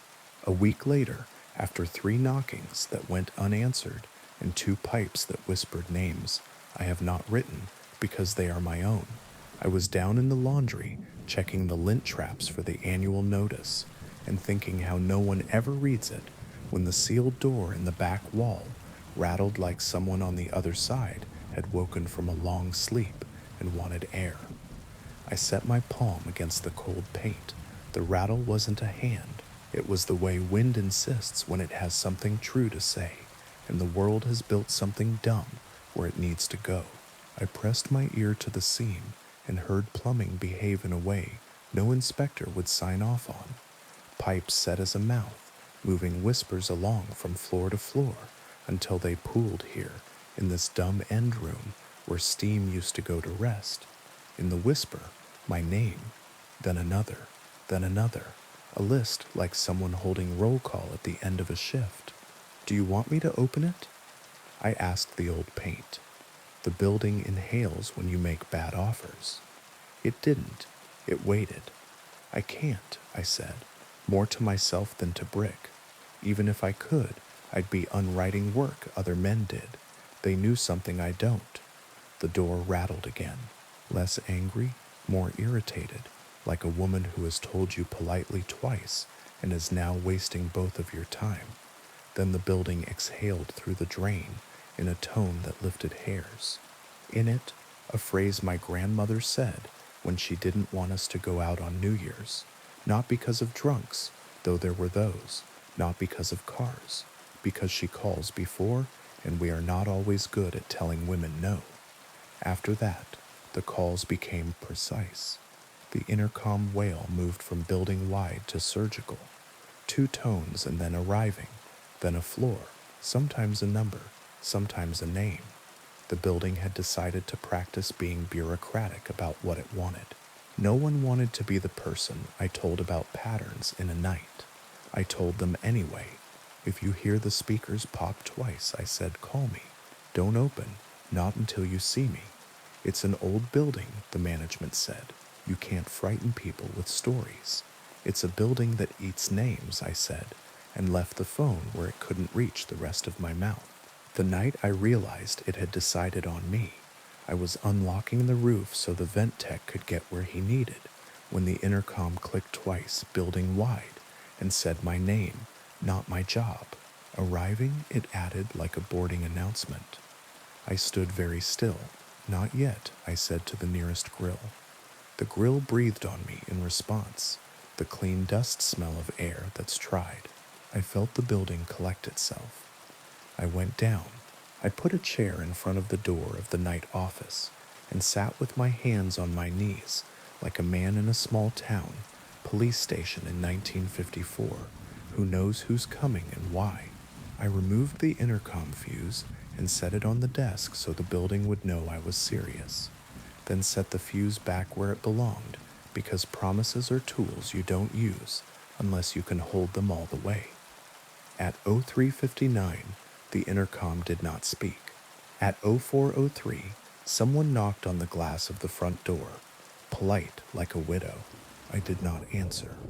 The door swung open an inch and closed again, because hinges have habits too. The mat lifted, settled, lifted. On the monitor, the burn-in of every person who has stood too long in the lobby grew brighter for a second, like a long exposure photograph trying to collect itself. A woman in a coat that knew we used to have fur turned her head and faced the camera. Her mouth moved. I could not hear her. I lifted the receiver of the front desk phone. No dial tone. I set it down, and the phone rang. I picked up and heard the sound of the stairwell on 9. Then don't answer the door. I know, I said, to the building, to the stairwell, to my father, who taught me that if a man knocks at 3 in the morning, he is selling either Jesus or violence, and on the right street those are the same thing. I waited. At 04:14, the intercom in 12E crackled. The apartment Mia used to have, the one that still smelled faintly of rose soap when I'd fixed the sill last, and said in the careful voice the building had learned from her, she calls before. The pipes breathed in, out. The drain in the basement sighed. The elevator twitched and stayed where I had told it to. The knock on the front door came again, the polite kind, again, again. On the 4th knock, it lost patience, and the frame answered with a deep, low thud that made me think of trees that forget which direction is up. I stayed in the chair. The building stayed. At 04:25, the knock stopped. The doors to the mailboxes rattled in sequence like someone running their hand along a xylophone. A woman's hair crossed the lobby once, twice again, and then nothing. The phone breathed. The intercom slept. I waited until 05 to stand, because the shape of 4:30 belongs to the dead, and I didn't want to make a habit of violating their hour. When I did, the lobby smelled very faintly of rain, though nothing wet had come in from outside. The brass strip at the door had a single gray hair caught in it, and when I pinched it free, it crumbled like ash. At 6, the building did something I had never seen it do. It let morning in. The glass went the real color of dawn. Cigarette paper, then tea. The marble remembered how to act expensive. The monitor lost some of its ghosts, and showed only the doormat and the day. Mrs. Patel came down with a bag she refused help with, because refusing help has kept her alive a long time. She looked at me, and for the first time since intercom scream night, smiled with her whole face. "What did you do?" she asked. "Sat." I said. "Good." She said, "Men get up to make a mess. The Charlemagne has not stopped calling since. It doesn't call every night, and it doesn't always ask for anyone we know. Sometimes it says a name that belongs to a person no one remembers, until someone in 4C says she had that teacher in second grade who wore her hair high and said the names of birds in a way no man could stand. Sometimes it says a floor, and we all wait, and nothing happens, and you'd be a fool to think that's the good kind. Sometimes it whispers into the pipes in the stairwells and the hall phone on 9, and sometimes it offers no warning, and an apartment gets very quiet, and a person sits down, and the city grows one grief heavier and one voice louder when it asks for quiet. But it doesn't come in when we don't open. If you rent at the Charlemagne, I will tell you the rules the day you sign, because property managers print rules that matter to insurance, and I print rules that matter to staying. If the intercom pops twice, call me. If it says a name, don't repeat it. Names carry better when you lend them breath. If something knocks softly, look through the peephole, but don't look out the lens. Look at the frame. The frame will tell you if there's weight on the other side. If you hear a woman's hair move across the door, and it sounds exactly like your mother's when she shook rain out of it in the kitchen, make tea and wait for it to stop. If the elevator hums, take the stairs. If the hall phone rings on 9, let it. I will answer. I have the kind of ear the building prefers. I don't always like that, but I'm here. If you need to leave, leave quickly and take nothing that teaches the building your weight. If you have to stay, bring a chair. Sit somewhere the building can see you. Be patient. Fill a room with the names of tools and soups and street corners until the night remembers how ordinary it can be when it tries. If you must cry, cry at 5. 4:30 belongs to other business. We hung a small brass plate by the front door last week. The board approved it after arguing about fonts. It doesn't say Charlemagne or no bicycles in lobby, or even built 1923, like the finance men crave. It says, "Don't answer the door," and then, beneath, in smaller letters, a lawyer will pretend are a joke. She calls before. Most nights the plate is just a plate. Some nights, if you look at the lobby camera, when the intercom sleeps and the drains take their own kind of breath, you'll see the burn-in of a woman in a coat. Read the plate carefully, as if she's decided to be polite about it, and step back into the glass.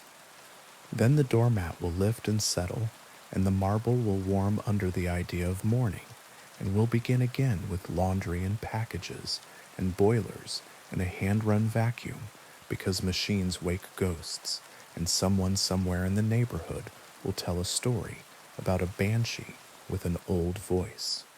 They're wrong about the voice, but they're not wrong about the telling. Now, on to the next story. I didn't believe the stories about the river until I saw the lights myself. Everyone in town had a version. They said if you drove the South Road by the water at night, you'd see lanterns bobbing on the current, sometimes red, sometimes white, sometimes blue, like a torch drowned too deep. Old men said they were the souls of miners who drowned in the floods of 22, forever looking for the path home. Teenagers swore they were UFOs, swamp gas, or headlights playing tricks. The church folk shook their heads and muttered about demons that mimicked light to lure you close. I thought it was folklore, the kind towns like ours needed to keep themselves interesting, until the night I followed them. It started simple. I was restless. The cabin I rented sat 2 miles off the river, with no neighbors except raccoons that knew how to raid trash bins. I couldn't sleep. I couldn't read. The night pressed heavy, so I got in my truck and drove. The road to the river was narrow. lined with leaning oaks that made the headlights crawl like nervous fingers. At the bend where the asphalt ran close to the water, I saw it, a pale blue light hovering just above the current, bobbing gently as if tied to a boat that wasn't there. I slowed, squinting. It wasn't a reflection. It wasn't the moon. It pulsed softly, like it was breathing. Then another appeared 20 yards downriver, glowing red. Then another, white closer to the bank. I pulled over, killed the engine. The night swallowed the sound, leaving only the lapping of water and the drone of insects. The lights didn't waver. Something in me said go home. But another part, the part that's broken in people like me, said find out. I climbed down the embankment, gravel crunching under my boots. The first light, the pale blue one, drifted closer. It was the size of a lantern flame, but there was no smoke, no heat. I reached out. It darted back. Not fast, not natural, like it was teasing. Hello, I said, my own voice sounding foolish. The light pulsed once, then it moved further downstream, pausing as if waiting for me. I followed. The riverbank narrowed, brush grabbing my sleeves, mud sucking at my boots. The lights formed a path now, blue, red, white, red again, like breadcrumbs scattered on black water. Always just far enough to make me chase, never close enough to touch. The deeper I went, the quieter the forest became. No frogs, no insects. Even the river seemed to hush. My chest tightened. My breath came loud in the silence. Then I saw her. She stood in the shallows 20 feet ahead, water lapping at her calves. A woman in a gray dress that clung to her body like it had been soaked for years. Her hair hung long and black, dripping into the current.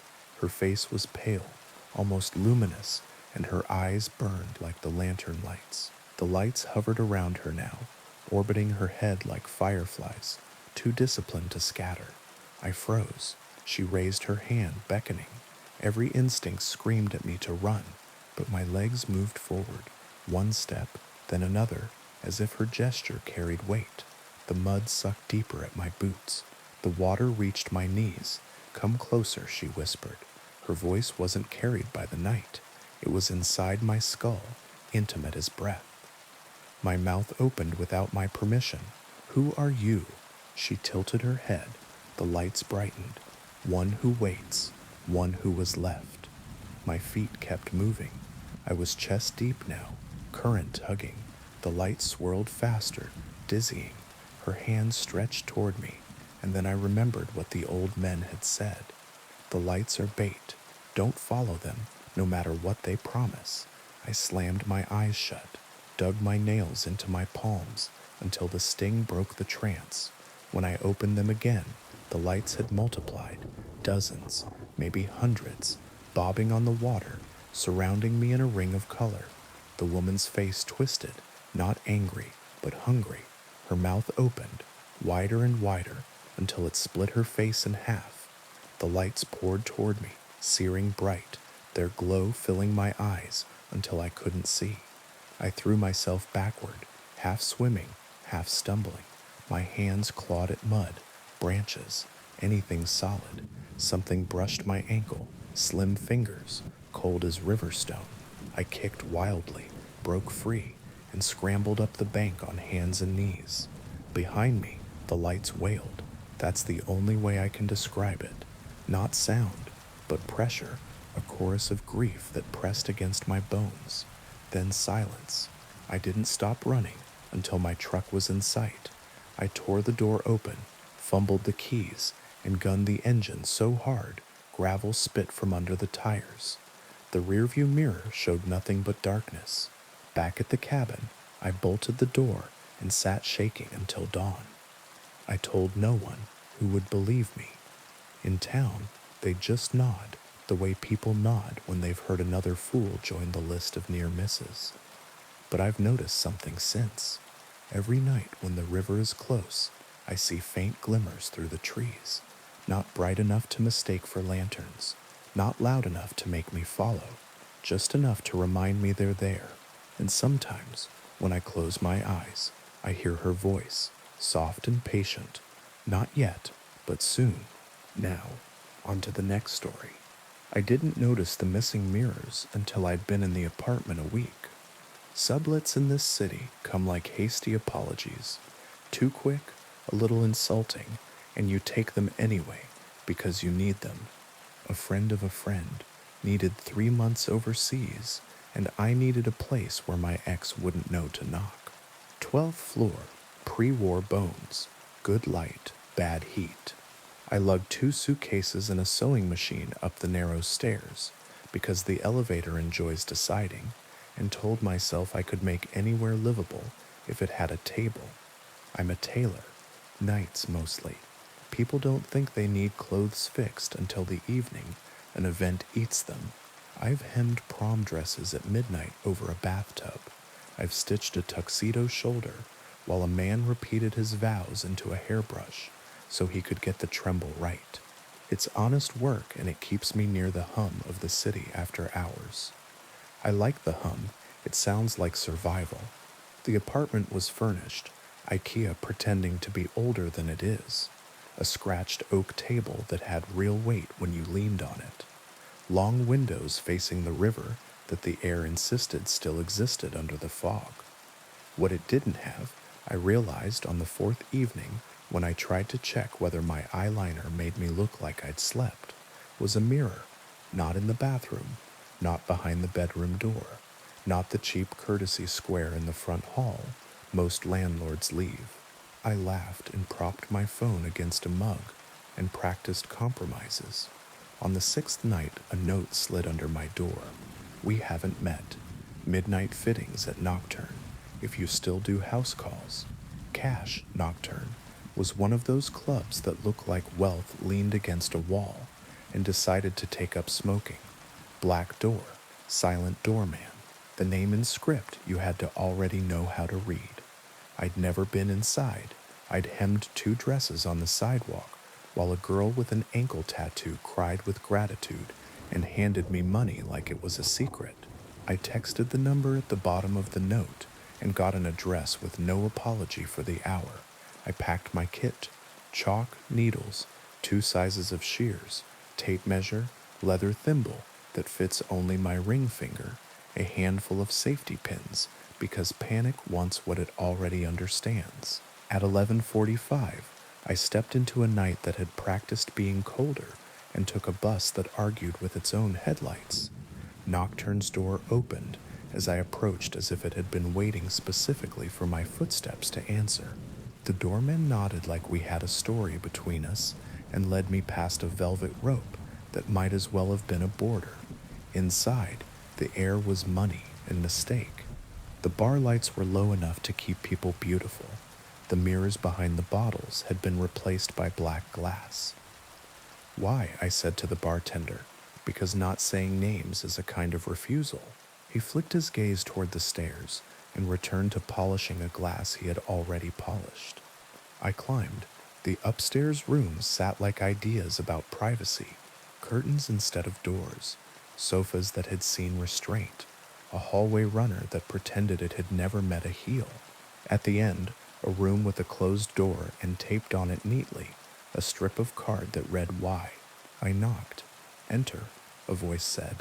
Not loud, not theatrical, tired, and better at hiding it than most. Why was a woman in a black dress that had been stitched by someone who thought seams should be felt? Pale, not the anemic kind, more the expensive sort, like paper made from linen, hair too dark to be natural at her age, but no lines around her mouth to tell you the age. She held herself like a person who has practiced not needing chairs. The straps, she said, gesturing without looking at herself. They fall. My tailor is indisposed. I'm your tailor, I said, because if you save people from embarrassment at midnight, they belong to you a little. Tonight, she said. I measured. She stood still with a patience I don't get from most human beings. Skin cool, under the tape measure, perfume like old rain. When I pricked my finger and swore softly, everyone swears, but I apologize for it. Her eyes flicked to the dot of blood like a cat noticing a laser pointer. I put my finger in my mouth the way a child learns to. She smiled not with kindness and glanced away. "Do you always work at night?" she asked while I pinned. "Nights are when people figure out the fit was hope and not measurement." "Ah," she said, "clothes and lives. Both." When I finished, she handed me twice what we'd agreed. "Tonight again," she said, neither question nor command, and I said, against the part of my better sense that lives in my hands, "Text me." She didn't. She sent another card under my door. The handwriting was printed, careful, the sort a schoolteacher drills into children who want to grow messy. The second note asked for shortening a coat. The third asked for the impossible, add fabric to a vintage dress. I told her vintage is never truly vintage. Anything that survived did so because it learned to stretch. She laughed without sound and poured me a drink I pretended to sip. When the club closed, she walked me out. It was nearly dawn. Nocturne's door pushed me into a street gray enough to erase faces. The doorman was gone. The light above the door had been blackened from the inside. The city in early morning reminded me of my ex's apartment after the last box leaves, edges and dust. "Do you live nearby?" I asked, because I am not above needing details to keep people real. "Close enough," she said. The hand she lifted to tuck her hair back underlined the presence of veins. The blue there glowed slightly, or maybe the streetlight insisted on finding something to illuminate. "You're good," she added. "You don't waste movement." "My teacher broke sticks over my wrists when I was 12. I said deadpan. "Taught me economy." She tilted her head, pleased or pitying. I couldn't tell. "Will you come tomorrow?" she asked. "Where?" "Home," she said, as if that were a shape the night could hold. The address she texted the next day was mine. I stared at my phone until the rattle in my walls, which has a schedule I pretend not to know, shook a memory loose. The first night I'd moved in, I'd found a box of nails under the sink that had been sorted by size with the care of moral certainty. The second night I'd found a drawer empty behind the stove, too clean, too intentional. The third night I discovered, when I ran my hand along the back of the bedroom closet, a panel that came away under my palm, not like a secret door, but like a direction the wall had been meaning to go. "Are you downstairs?" I texted. "Yes," she replied. "Do you live under me?" "Above," she wrote, and below. I opened my door. The hallway was empty the way a throat is empty between words. I looked both directions, because if you don't check, you'll be the person who tells the at last story wrong. A card slipped under my door while I had it open, cunning as a small animal. I bent to pick it up.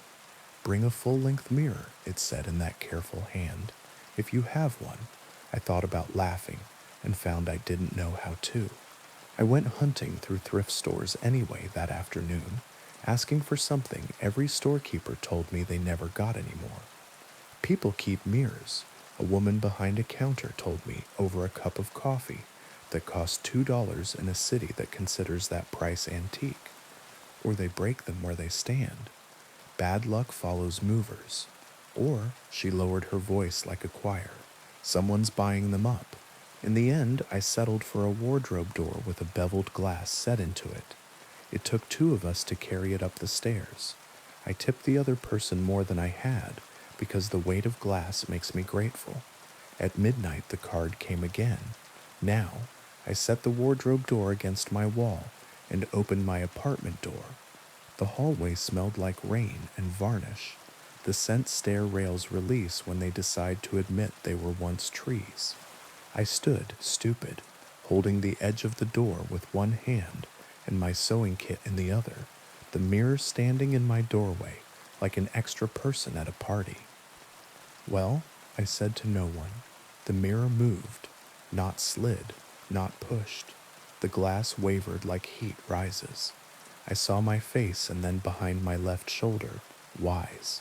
The hallway behind me reflected empty. The glass insisted otherwise. Y lifted a finger to her lips. I stepped sideways because I have the habit of obeying the improbable, when it's polite. She stepped out of the mirror. She didn't disturb the surface. She simply existed where she hadn't been, and the air rearranged itself around her with that faint electric feeling you get when you stand too close to a working transformer. Up close, in daylight, or the nearest thing to it, the city allows, the veins at her wrist shone like lines in a map to a country that shouldn't exist. You want me to sew inside that? I said, nodding, because if my mouth opened any wider, I wasn't sure what would come out. Not tonight, she said. Tonight I need help. Help is more expensive, I said, because reflexes save you from panic. She smiled with something like fondness. How much to carry a mirror downstairs? Depends if it tries to talk. It won't, she said. It's tired. We carried the wardrobe door down one flight. On the landing outside 11B, where the rail knits itself, a mark darkened the paint. Something had leaned there often enough to make the wall learn. We set the mirror there. What is this? I asked. A door, she said simply, that's been very patient. It was a mirror. My face, hers, a faint diffusion of the stairwell, all there. As I watched, the area that reflected the opposite landing went odd, the way a puddle in a hot street shakes. Pew put her palm flat to the glass. The only time I had seen a hand so pale touch something that gently was in my ex's grandmother's kitchen, where she would pat dough down as if she were apologizing. I reached up and put my hand next to hers. The glass was cool and mildly electric. It ticked under my palm like a clock. Who's buying up the mirrors?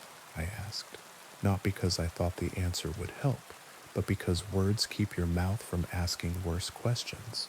We are, she said, all of us. It's becoming difficult to find reflections that don't belong to other people. Why? Because, she said, and the tick under my hand became a hume. Doors close when they're told to. We tell them not to. The glass fogged under our hands, the way your breath fogs it when you are 12 and writing a name with your finger at a slumber party, and then cleared. The stairwell reflected back wrong. The shadows on the opposite landing slouched where no shadow should be. The banister's brass wore a scar it doesn't. Something moved on the other side, slow, patient, close to the ground, as if its knuckles dragged. Don't open, Y said under her breath. I don't open doors when someone tells me not to, I said, watching the other stairwell door blur between states. On our side, the building sighed, the long contented exhale of a radiator that remembers summer. On the other, a hand skittered onto the landing, not a hand. The idea of one, too many joints. The glass cooled abruptly. Who's that? I whispered.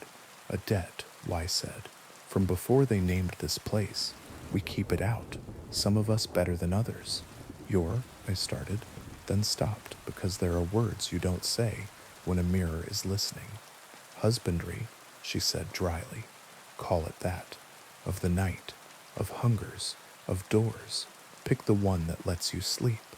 The shape on the other landing retreated. The brass in the reflection lost its scar. The fog under our hands dissipated in a final delicate lace. Y lifted her palm. She had no print. The mirror held an after image of the both of us for a few seconds and then obeyed light again. How many mirrors do you need? I asked, useless and honest. As many as we can manage, she said. We seed them in places we live. We keep the day wearies and the night out. Sometimes, lately, the day wants the night too much and comes looking in glass. You said you needed help, I said. I do, she said, and did not look at me.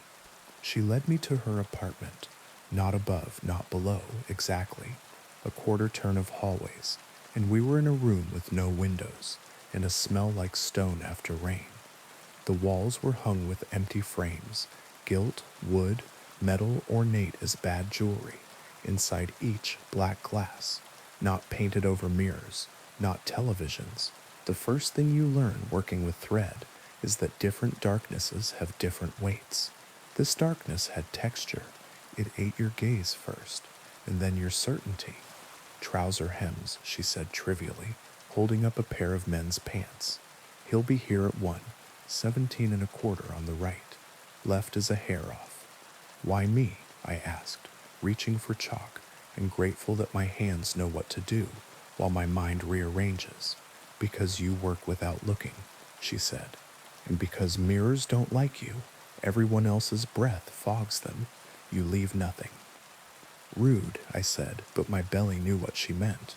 My ex used to complain that selfies made me look like a stranger. Not bad, not false, just lagging, like an accent from a home I never had. Which watched me measure and fold, pin and double check. Who taught you to work by touch? My grandmother, I said. She used to sew with a cigarette in her mouth and never drop ash. Did she tell you that in some houses, mirrors go to sleep? She told me in some houses, they dream.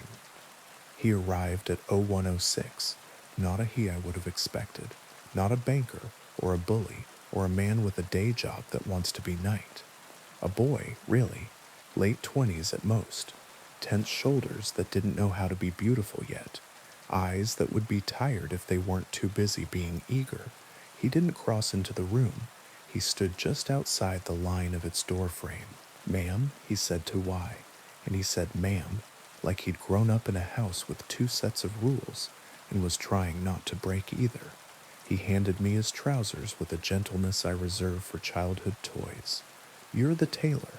I am, I said, and knelt to mark his cuff.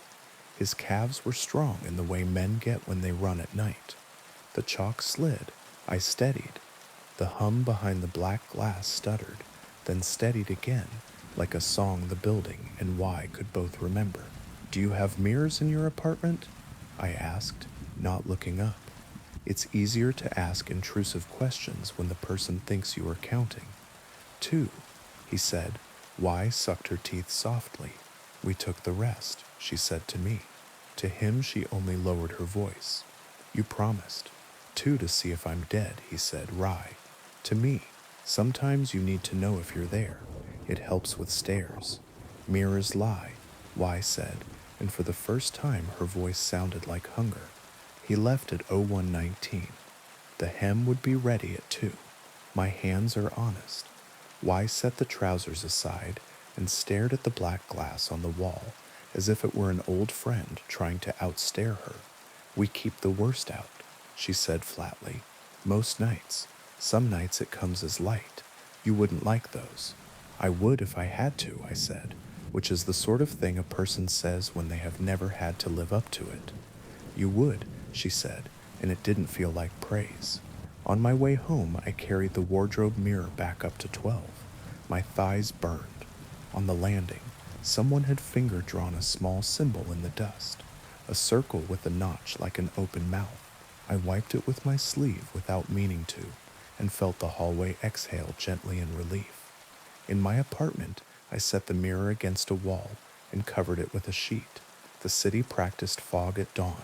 Somewhere downriver, a ferry blew its horn in a tone that wanted to be a key. In the glass under the sheet, something ticked. I didn't sleep. I stitched. The hem came out clean. The next night, I delivered it, and the boy's gratitude was so unguarded, I had to look away. Y didn't smile. She rested one hand on the black glass, and the black glass vibrated, cat-like, under her palm. After that, it got worse. Word travels where it shouldn't. Calls in the small hours for hems and bustles, and a seam pressed open and re-sewn on a wedding dress that didn't want to admit it had belonged to someone else's body. People asked for me by name when they had no reason to. Notes with Y's careful hand slid under my door when she hadn't sent them. I caught my own face in the wardrobe mirror at odd times, slightly off from me, as if my reflection had arrived late to a conversation and was trying to catch up. The city's thrift stores ran dry of mirrors, Craigslist filled with pleas, looking for full-length moving sale, good condition, no replies. The club changed its name on the awning every week, and the doorman changed his hat. Inside, the black glass grew heavier, the frames warped like wood under pressure. Why me? I asked why, one night when I'd put my hands into too many strangers' waistbands without permission and needed to test if I could still hear my own questions. Because you don't open, she said. At the door, in the glass, wherever you first learned the word no. Who's calling? I asked. The city, she said, or what used to be under it, or us when we're hungry for the wrong time. The last thing happened on a Thursday just shy of dawn. My phone alarm had the small, exhausted sound it gets after a week of nights. The wardrobe mirror ticked under its sheet. Someone knocked on my door, not polite, exact. I put 2 fingers against the wood below the peephole and felt no pressure. I looked at the hall, empty. Taylor, a voice said softly. Not Wise, not the boys, not my exes, not anyone who'd ever paid me money. My name, but handled like silk. I need you. I went cold in the way you do when your body decides the blood has better use elsewhere. No appointments, I said kindly. Kindness buys time. Leave a note. It's an emergency. The voice had patience. The seam split. Where? In the mirror, the voice said, and the wardrobe glass ticked loud and small, like a fingernail on a bottle. I lifted the sheet. My reflection looked back. Tired, competent, someone who never takes off her thimble even when she sleeps. Behind my left shoulder, a second room, not mine, taller, older, the kind of plaster you only see in photos of apartments that don't go on the market. A woman stood there, pale dress, no seams, hair pinned at the nape in a way that would force your neck to behave. She held herself like a person who had always been the person other people came to, saying emergency and then waited for orders. The seam, she said, and her mouth hardly moved. It's in the back, I can't reach. I don't do house calls across, I began, and realized how broken a sentence can be. I'm not asking you to come through, she said. I'm asking you to stitch what you can see. There's a stitch, if you sew long enough, that you can do blind. You feel the edge with your ring finger through cloth and make 2 turns, and the thread holds like a promise. I threaded my smallest needle and put my hand flat to the glass. Cool. Y had taught me the trick of pressure. I pressed. The glass hummed. The other room's light sharpened. The seam at the back of the woman's dress gaped. Not fabric, something more like shadow. Through it you could see nothing. Not skin, not more dress. An absence that moved like breath. You shouldn't be held by that, I said before I could decide on carelessness or care. No one should, she said. I set the needle to the glass. It met resistance and then slid as if I had pushed it through a thin sheet of ice. The thread followed reluctantly, skeptical, then obedient. I used the blind stitch in the rhythm of my grandmother's cigarette smoke, in the memory of a boy's grateful eyes, in the shape of Y's hand pressing black glass to cat's purr. The seam drew closed, grudging but honest. On the last pass, the wardrobe mirror shook once, the way a person shakes when they have decided to stop asking if they are alive and accept it. Done, I said, breathless and ashamed that I was. The woman turned. Her mouth did not smile. Her eyes did, a blank humor like winter light on a frozen river. Send Y my regards, she said, which I did not like. And you? What? Move the mirror, she said, before night. Where? Against an inside wall, she said patiently, as if speaking to a child, so that when the day comes looking in glass, it hits drywall and remembers itself. The wardrobe mirror ticked again, once, sharply, in the glass behind my reflection, the seam held. The other room's plaster shed a little dust. The woman lifted a hand, and the lights in my apartment flickered because the building is too old not to eavesdrop. Then the other room dimmed. The glass showed only me and the sheet in my other hand. I lean the mirror against the inside wall now. I keep it covered except when I need to ask whether my face belongs to me. Nocturne changes its name and stays open. Ye sends notes and sometimes doesn't. And sometimes I carry a mirror down one flight while the stair rails varnish, whispers old sap stories. The boy runs at night and brings me trousers that smell like rain. The thrift stores refill with picture frames and never mirrors. Sometimes people knock. I let some in. Not at midnight. Not when the mirror ticks. I do hems by feel and teach fingers the blind stitch and say no to doors that ask nicely. And when the city breathes onto the glass with the hunger of morning and asks if it can come in brighter than night ever is, the wardrobe mirror stays against the inside wall, stubborn as a good seam. I put my hand flat to its covered face until the ticking eases, and the room I live in, rented, narrow, real, remembers to reflect only what it can hold. Now, on to the next story. The trouble didn't start when the hospital closed. It started when we pretended it was gone. Ashford sat on its hill like a red brick scab the town couldn't stop picking. 20 years of weather had gnawed the cornice, vines pulled at the lintels, windows gaped with black squares where glass used to be teeth. Still, the building kept its posture, chin up, listening. Teenagers dared each other through the front doors. Ghost hunter channels climbed the stairwells for clicks. We told each other the place was basically a ruin, which is something people say when they want a thing to stop having obligations. I'm a paramedic. Buildings that refuse to be finished are my workplace. You learn their moods the way you learn families. Which door sticks, which elevator lies, which hallway collects the fights. But a building isn't supposed to watch you back. You're not supposed to feel the light in a broken window tilt to follow you as you cross a parking lot. The first Ashford patient we got in the ER made it hard to keep performing indifference. He came barefoot through the automatic doors at 2 in the morning on a police escort, clothes torn, soles shredded by glass. He wasn't drunk. He wasn't high. He smelled like wet plaster and the inside of a pipe. He hugged his head as if he could make his skull one size smaller. "Don't let the windows see me," he told me when I knelt by the gurney. He wouldn't let me shine my light in his eyes.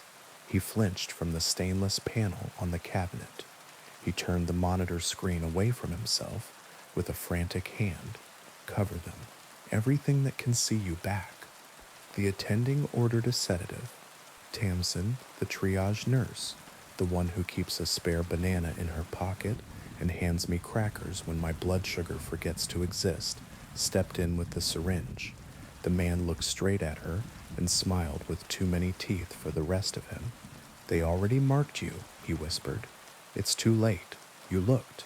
She flinched.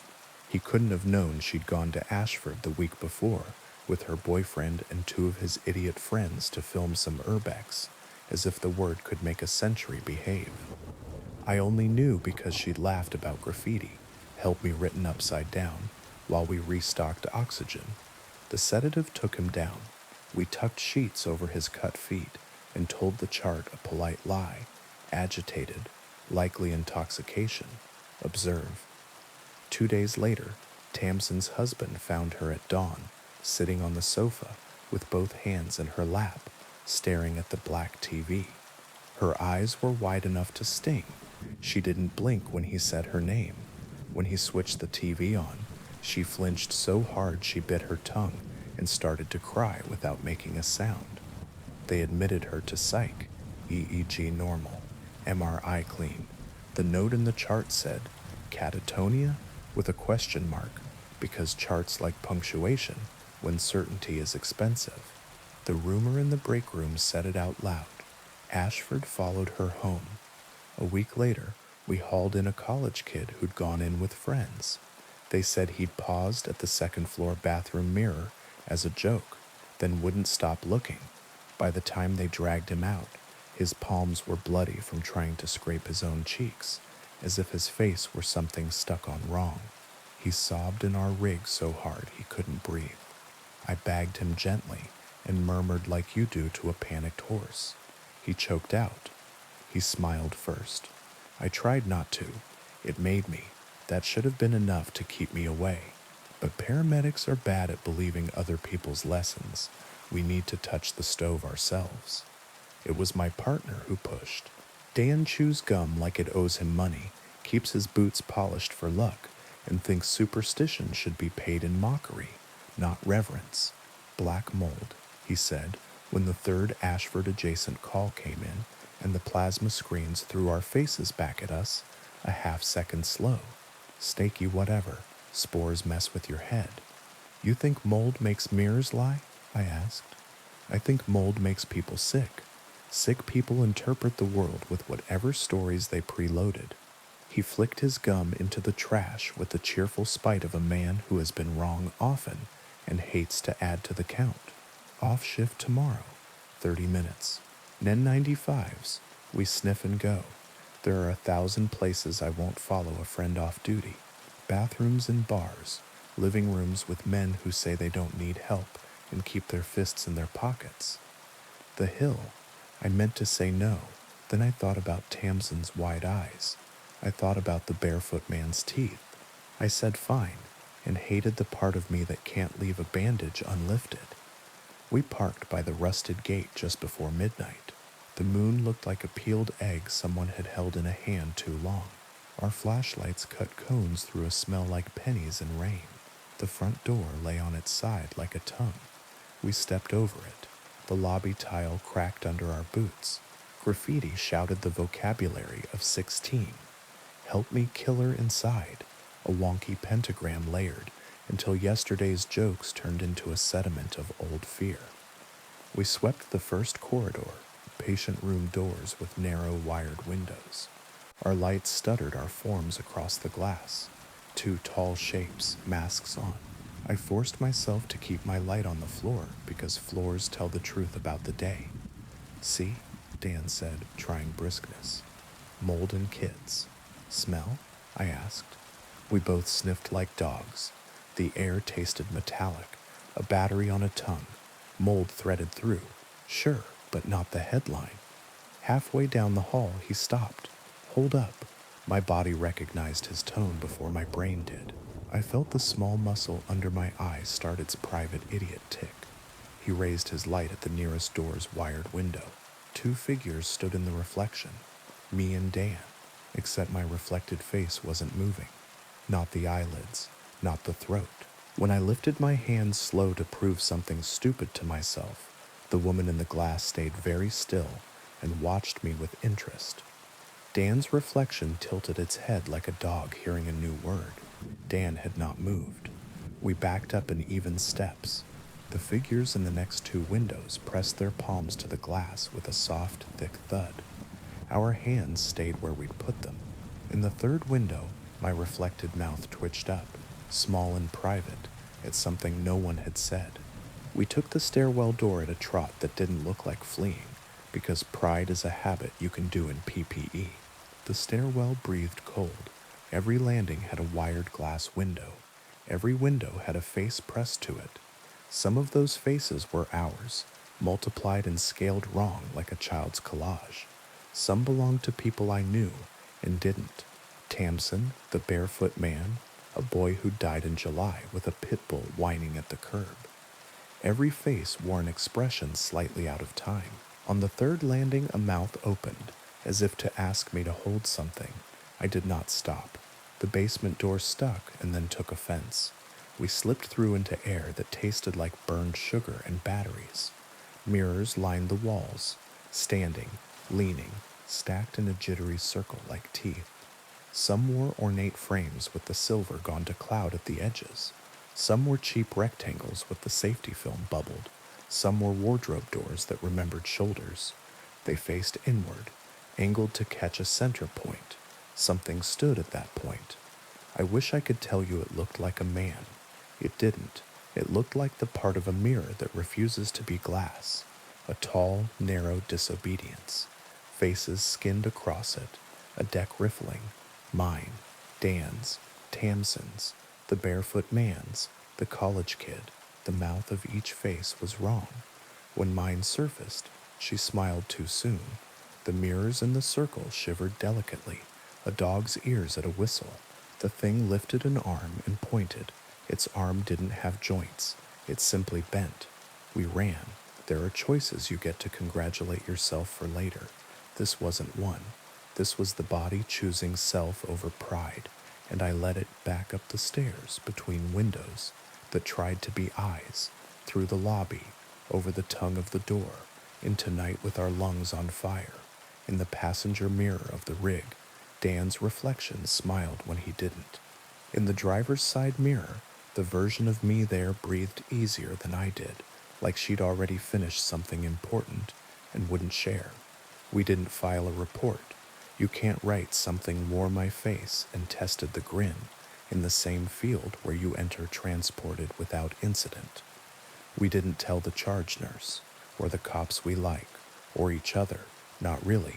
We did what night people do, rearranged small habits and pretended that was control. I taped a rag over the microwave door at the station. I put gaffer's tape over the shiny logo on my watch. Dan stopped wearing mirrored sunglasses. He turned the bathroom mirror to face the wall, like he was disciplining a child. We learned to look down. For a week, the town let us get away with it. Then we got sent to a domestic 2 blocks from the hill. The woman met us on the sidewalk, hugging herself so tightly, her sternum might have hummed. "He won't stop smiling," she said, as if describing a small leak. "He won't stop." Her husband stood in the kitchen with his back to us, facing the sliding glass door. His reflection in it, narrower, slicker, grinned at him. His jaw shook with the effort of not matching. I walked sideways so he had to look at me, not the glass. "Hey," I said, "that tone you learn for men who are losing to an enemy you can't tackle. Look at my nose, not past me, at me." He tried. He accidentally caught the stainless of the fridge. He smiled so hard I thought his lips would rip. We covered the door with a blanket on our way out. We got him to the rig without letting him glance in the rear window. We buckled him and breathed with him until his body remembered the trick, the way a drowned man remembers swimming. He calmed. My hand shook only afterward, when I had no more job to do. That night, because apparently I don't like myself, I drove past Ashford with the windows up and the radio off. Air from the hill tasted like pennies and old rain. The black windows shone like eyes that had learned not to blink. I parked at the bottom of the fence line and looked straight at the ground and still somehow knew the front door lay on its side, with its hinges still trying to finish their last argument. Back home at 3, my bathroom sink turned on by itself to a thread. In the mirror above it, condensation bloomed, where a face would be if I stood there. Letters followed, traced by a finger from the other side. "Don't let the windows see me."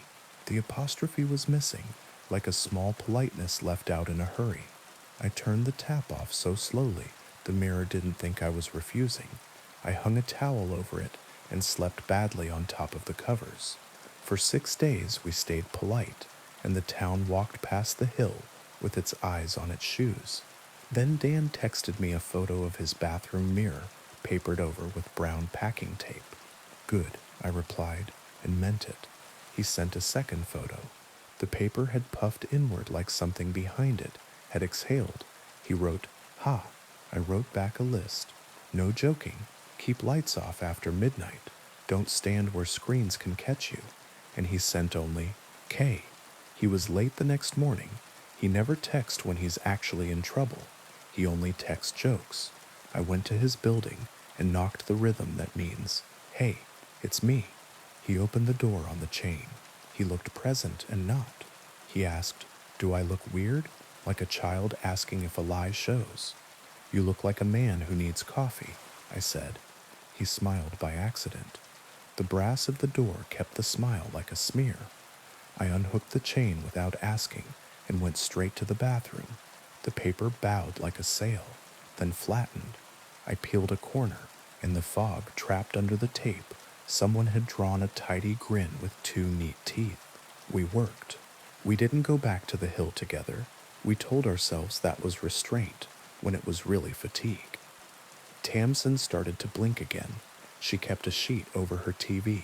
She avoided the black of her phone screen when it was idle. When I caught her reflection in the microwave, it waved before she did. She laughed once, the sound a person makes when a joke touches bone. Then I did the thing no one had asked for. I went back to Ashford alone. I brought a face shield, not for droplets, for glass. I wrapped my phone in gaffer's tape so it would be a brick and not a lake. I wore a watch with a scratched plastic crystal that refused to reflect. I kept my light on the floor, except when the stairs demanded respect. I talk to the building because I am the kind of person who talks to dogs, cars, and rooms. Just me, I said, stepping over the door's tongue. Small business. The stairwell windows were empty. That was worse somehow.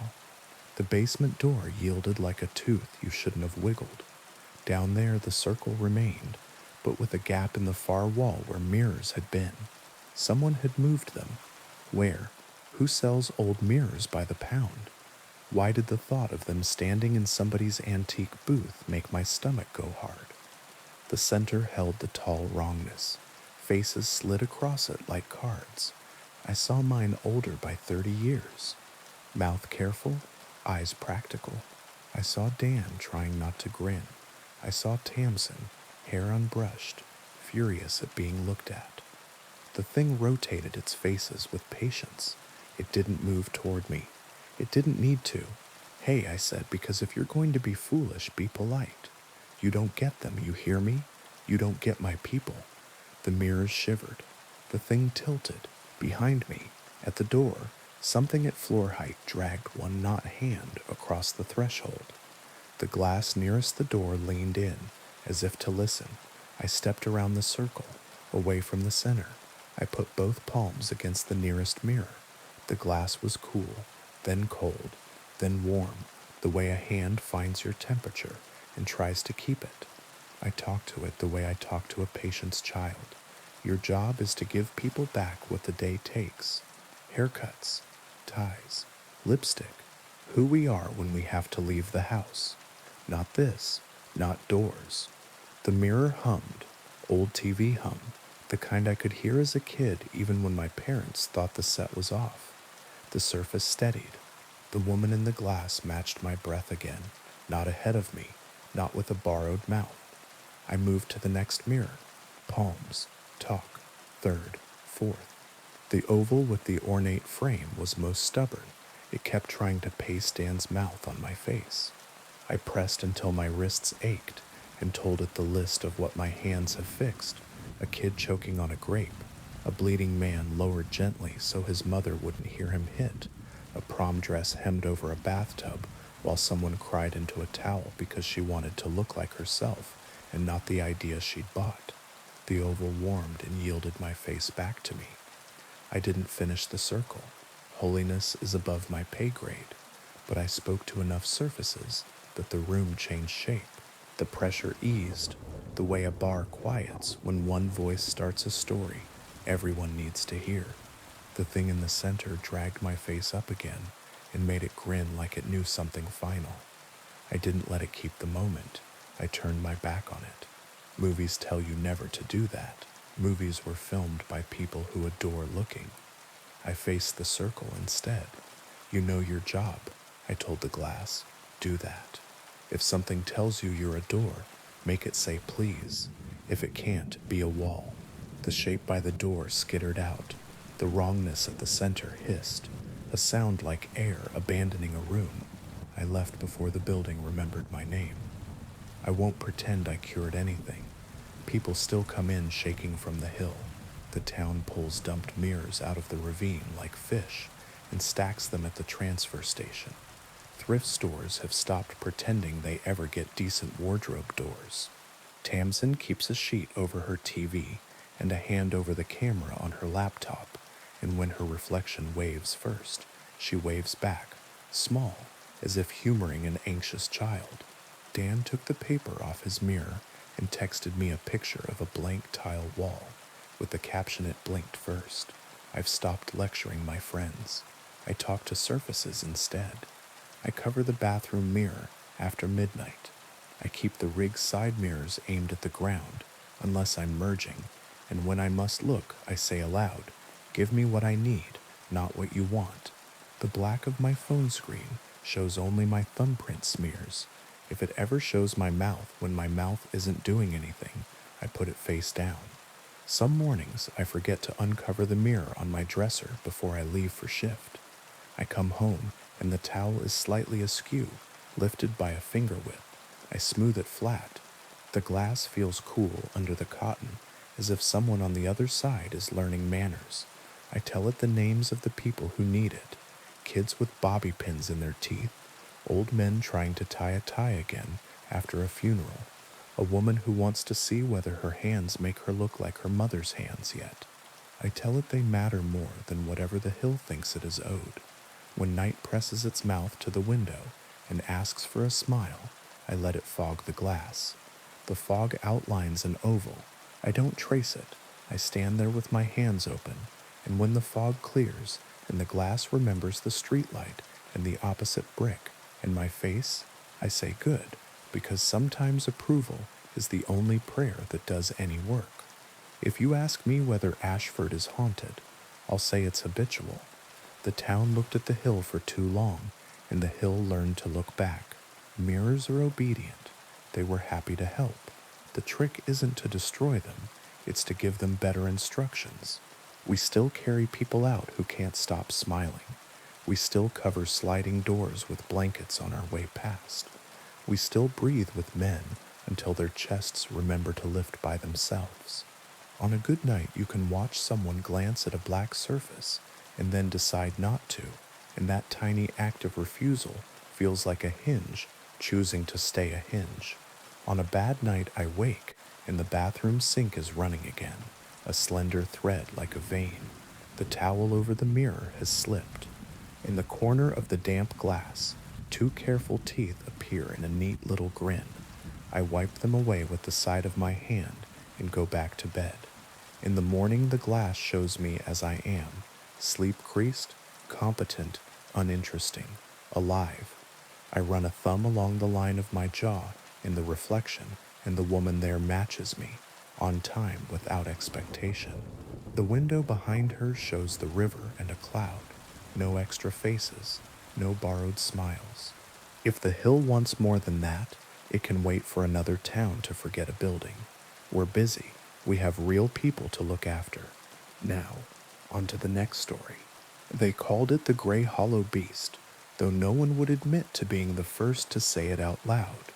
It lived, they said, where the ridge folded in on itself, and the wind forgot its route down in the bottom of the creek bed, where water pooled black and pines grew in a ring, like parishioners refusing to sit. If you stood at the edge of the trees at dusk, you could smell it, not rot exactly, but the thick iron sweetness that comes from a butcher block, wiped clean, but never clean enough. If you camped there, you woke with your boots moved 6 inches closer to the river and a paw print pressed into the mud where your face had been. Hunters sometimes came back with a story about a buck torn in a way no cat or coyote could manage. Teenagers came back with matching scars on their shoulders they said were from brambles. Some people didn't come back at all.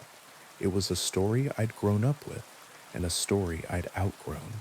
Then my father died, and the ridge stopped being a place for legends and became a place where the world might stop talking for long enough that I could hear myself breathe. I walked out the day after the funeral with a pack and a canteen and the knife he used to take trout out of the river with kindness. The house was full of casseroles and advice. I wanted neither. The old men in town said, "Don't go down the hollow after dark." The old women in town didn't say anything at all, which meant they had opinions you weren't owed. My ex sent a text with a prayer hands emoji she would never use in person. I turned the phone off and stuck it at the bottom of my bag so its blank face wouldn't catch my eye and ask for promises. Past the last mailbox, the road turned to gravel, then to 2 ruts with grass in the middle. Pines leaned in like eavesdroppers. The hollow took sound the way quilts take heat. By the time the sun slipped behind the ridge and the cicadas started their idiot chorus, It felt like I was standing inside someone else's breath. I wasn't planning to sleep there. I wanted to stand in a dark that wasn't full of picture frames and sweaters that still held my father's shape, and then walk back with my head in one piece. Instead, I found a cabin where no map said a cabin should be. It sat down in the fold like a knot in a rope, boards gone silver, roof furry with moss, porch peeled down to splinters where feet used to learn the house's rhythm. No path, no chimney smoke, no signs of anybody except the lock on the front latch was new and bright as a coin. Someone had put money here. That was the first thing that scared me. The second was the symbol carved deep into the door, a circle made of short slash lines, jagged as if a child had tried to draw a sun from a memory that hurt.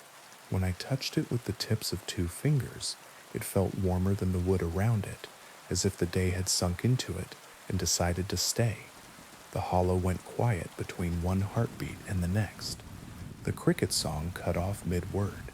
The breeze that had been sorting needles through branches forgot to move.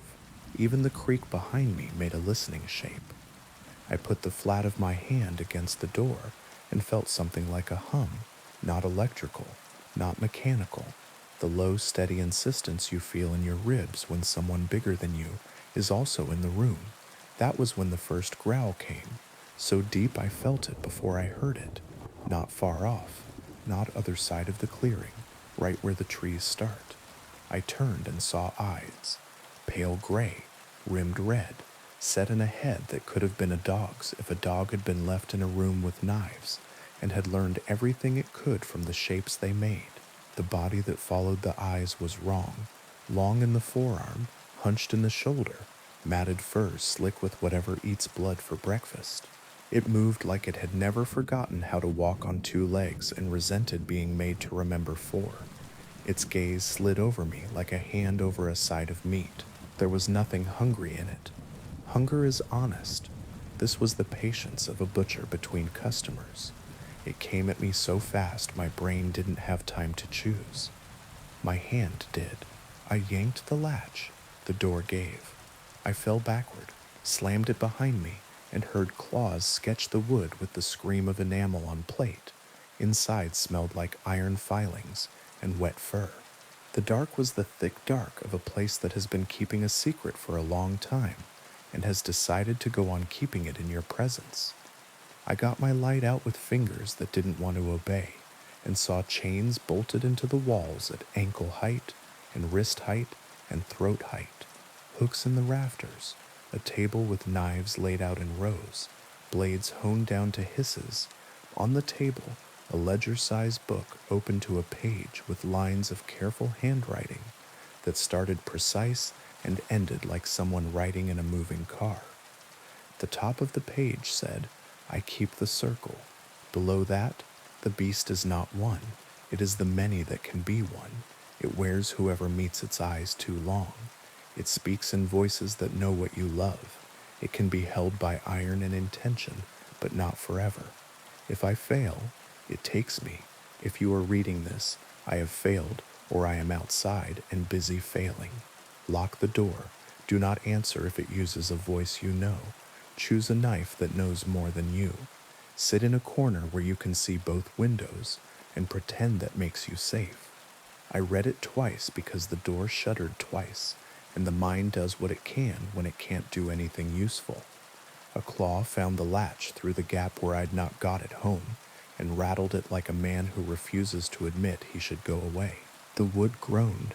The carved circle in the door seemed to warm under my palm. Then the scraping stopped. Silence went on long enough to start doing harm, and then a voice came through the wood. "Son, open up. It's me." My father's voice, with the last 3 months of cigarettes it had held, and the last 3 weeks of morphine it had pretended not to want. He'd been in the ground exactly a day. I'd probably still had dirt under my fingernails. "Please," he said, "you don't have to be afraid.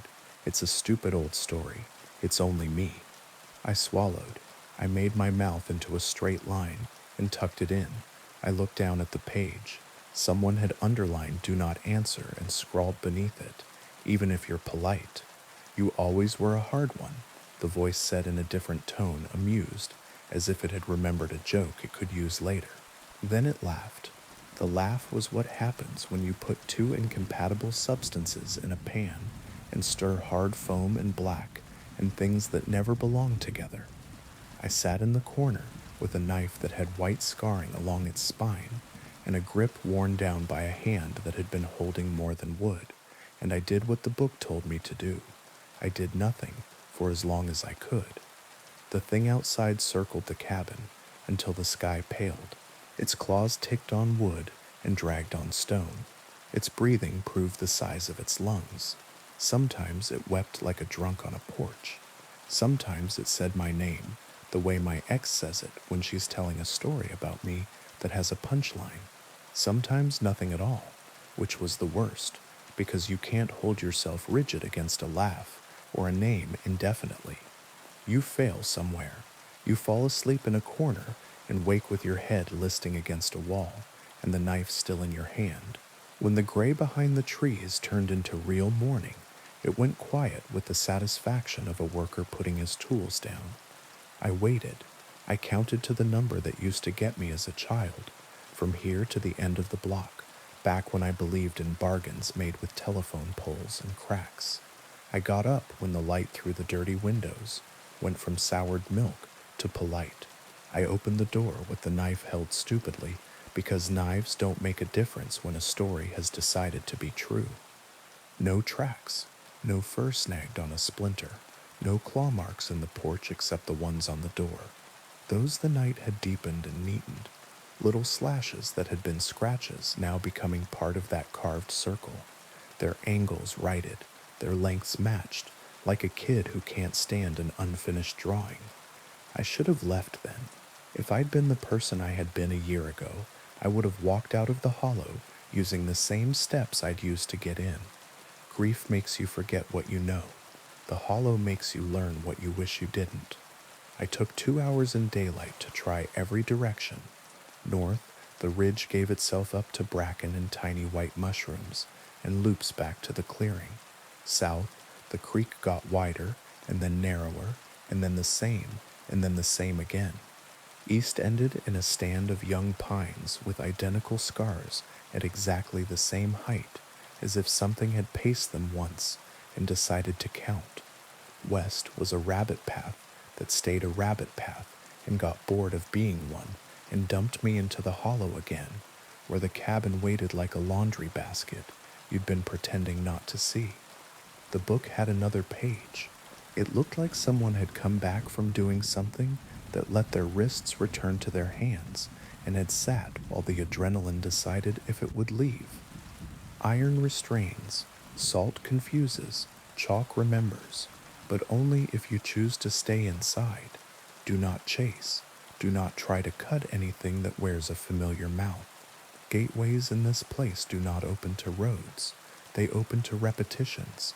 The beast runs the spiral the way water runs the sink. Survive 3 nights, and the circle closes. It will go on. You may leave. If you survive, you will not leave unchanged. Keep your eyes. Keep your voice. If they call your name after, do not answer unless you can count your breaths while you do it. My father had taught me to count my breaths in other rooms, emergency rooms, courtrooms, living rooms where he was going to say something that would go wrong and needed me to keep my face soft. The words in the book felt exactly like the thing he would have said, except written by a person who had been fighting a wolf with a history degree. I took inventory. The cabin had a pump in the corner that brought up water like a throat brings up the last of a bad dream. A cupboard with 3 tins that had labels bleached down to nouns: beans, salt, matches, a nail keg with nails different enough to tell you a man had picked them up from more than one place. No bed, a single chair, the corner where I could see both windows. The second night the beast arrived before the light finished failing. Its shadow went past the window in a way that made the dirt on the glass stand up, as if dust could hum. In the lamplight its fur looked not brown or gray, but the color of old locks. Its back bristled where a back shouldn't. When it turned its head and looked in, the eyes were not lanterns, they were coins, cold and flat and expensive. It spoke in my voice, not through the door, inside my ear, as if there had always been a tunnel from the hollow back to the place behind my eyes. You don't have to make this hard, I told myself, using me on me the way you use a tool instead of a fist. Let it in. Wear me. Stop trying so hard to be the only thing keeping something in place. Teeth help. I pressed my palms to the table and felt the grain as if it were a relief map of a country that had survived both kinds of war, guns and old grudges. The knives on the table vibrated, not from any wind. My reflection in the dark window grinned when I didn't. I had nothing to fight with except choosing to sit, so I chose to sit. The beast tried new tones. It tried my ex, soft, saying the thing you want people to say when you've lost someone and they are tired of saying sorry. It tried Tamsin, laughing like a friend. It tried my boss, angry. It tried the old woman who ran the bait shop and had never said 3 words to me. The circle on the door warmed under my hand.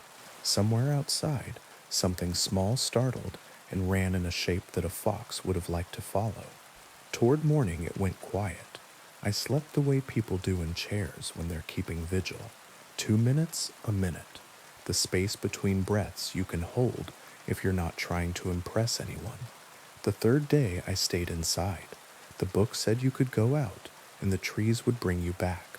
It didn't say you couldn't leave yourself in little pieces along the way like breadcrumbs and come back emptier each time. I ate beans cold and drank pump water that tasted like pennies and iron and counted to numbers I hadn't used since catechism. The 3rd night it howled. The first 2 nights it had been gracelessly hungry. This time it announced. The sound went up the ridge and came back wrong, as if the hollow were a bell with a crack in it. The chain on the wall pulled tight though nothing had gone into it. The hooks overhead trembled with the confidence of old mistakes. Open, my father said through the door, gentle, the way he had when I was 10 and had locked myself in the bathroom and decided I could live there if I had to. Son, please. The latch leaned. The door swelled. The carved circle deepened a shade darker, as if blood had chosen to move where it was most useful. I slid down the wood with my spine and put my shoulders into it and felt the bulk on the other side, press back the way oceans press.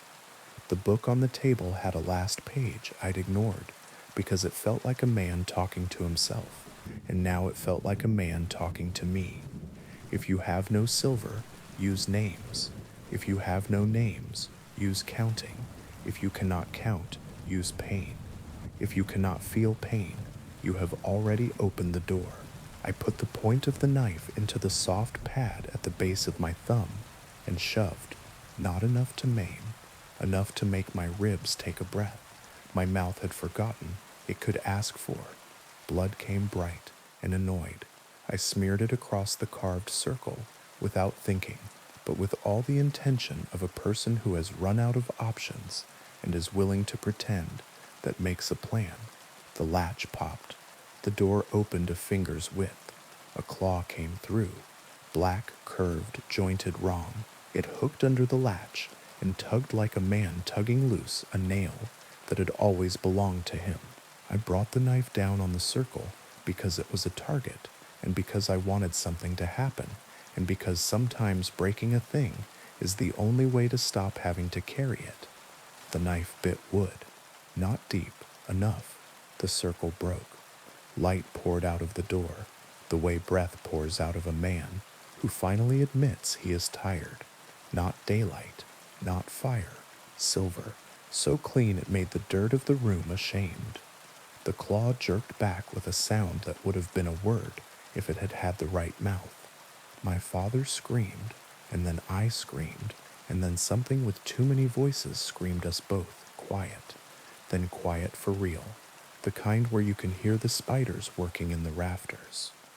I sat for a long time with my back against the busted circle and my eyes blurry with the from the inside of your head kind of tears.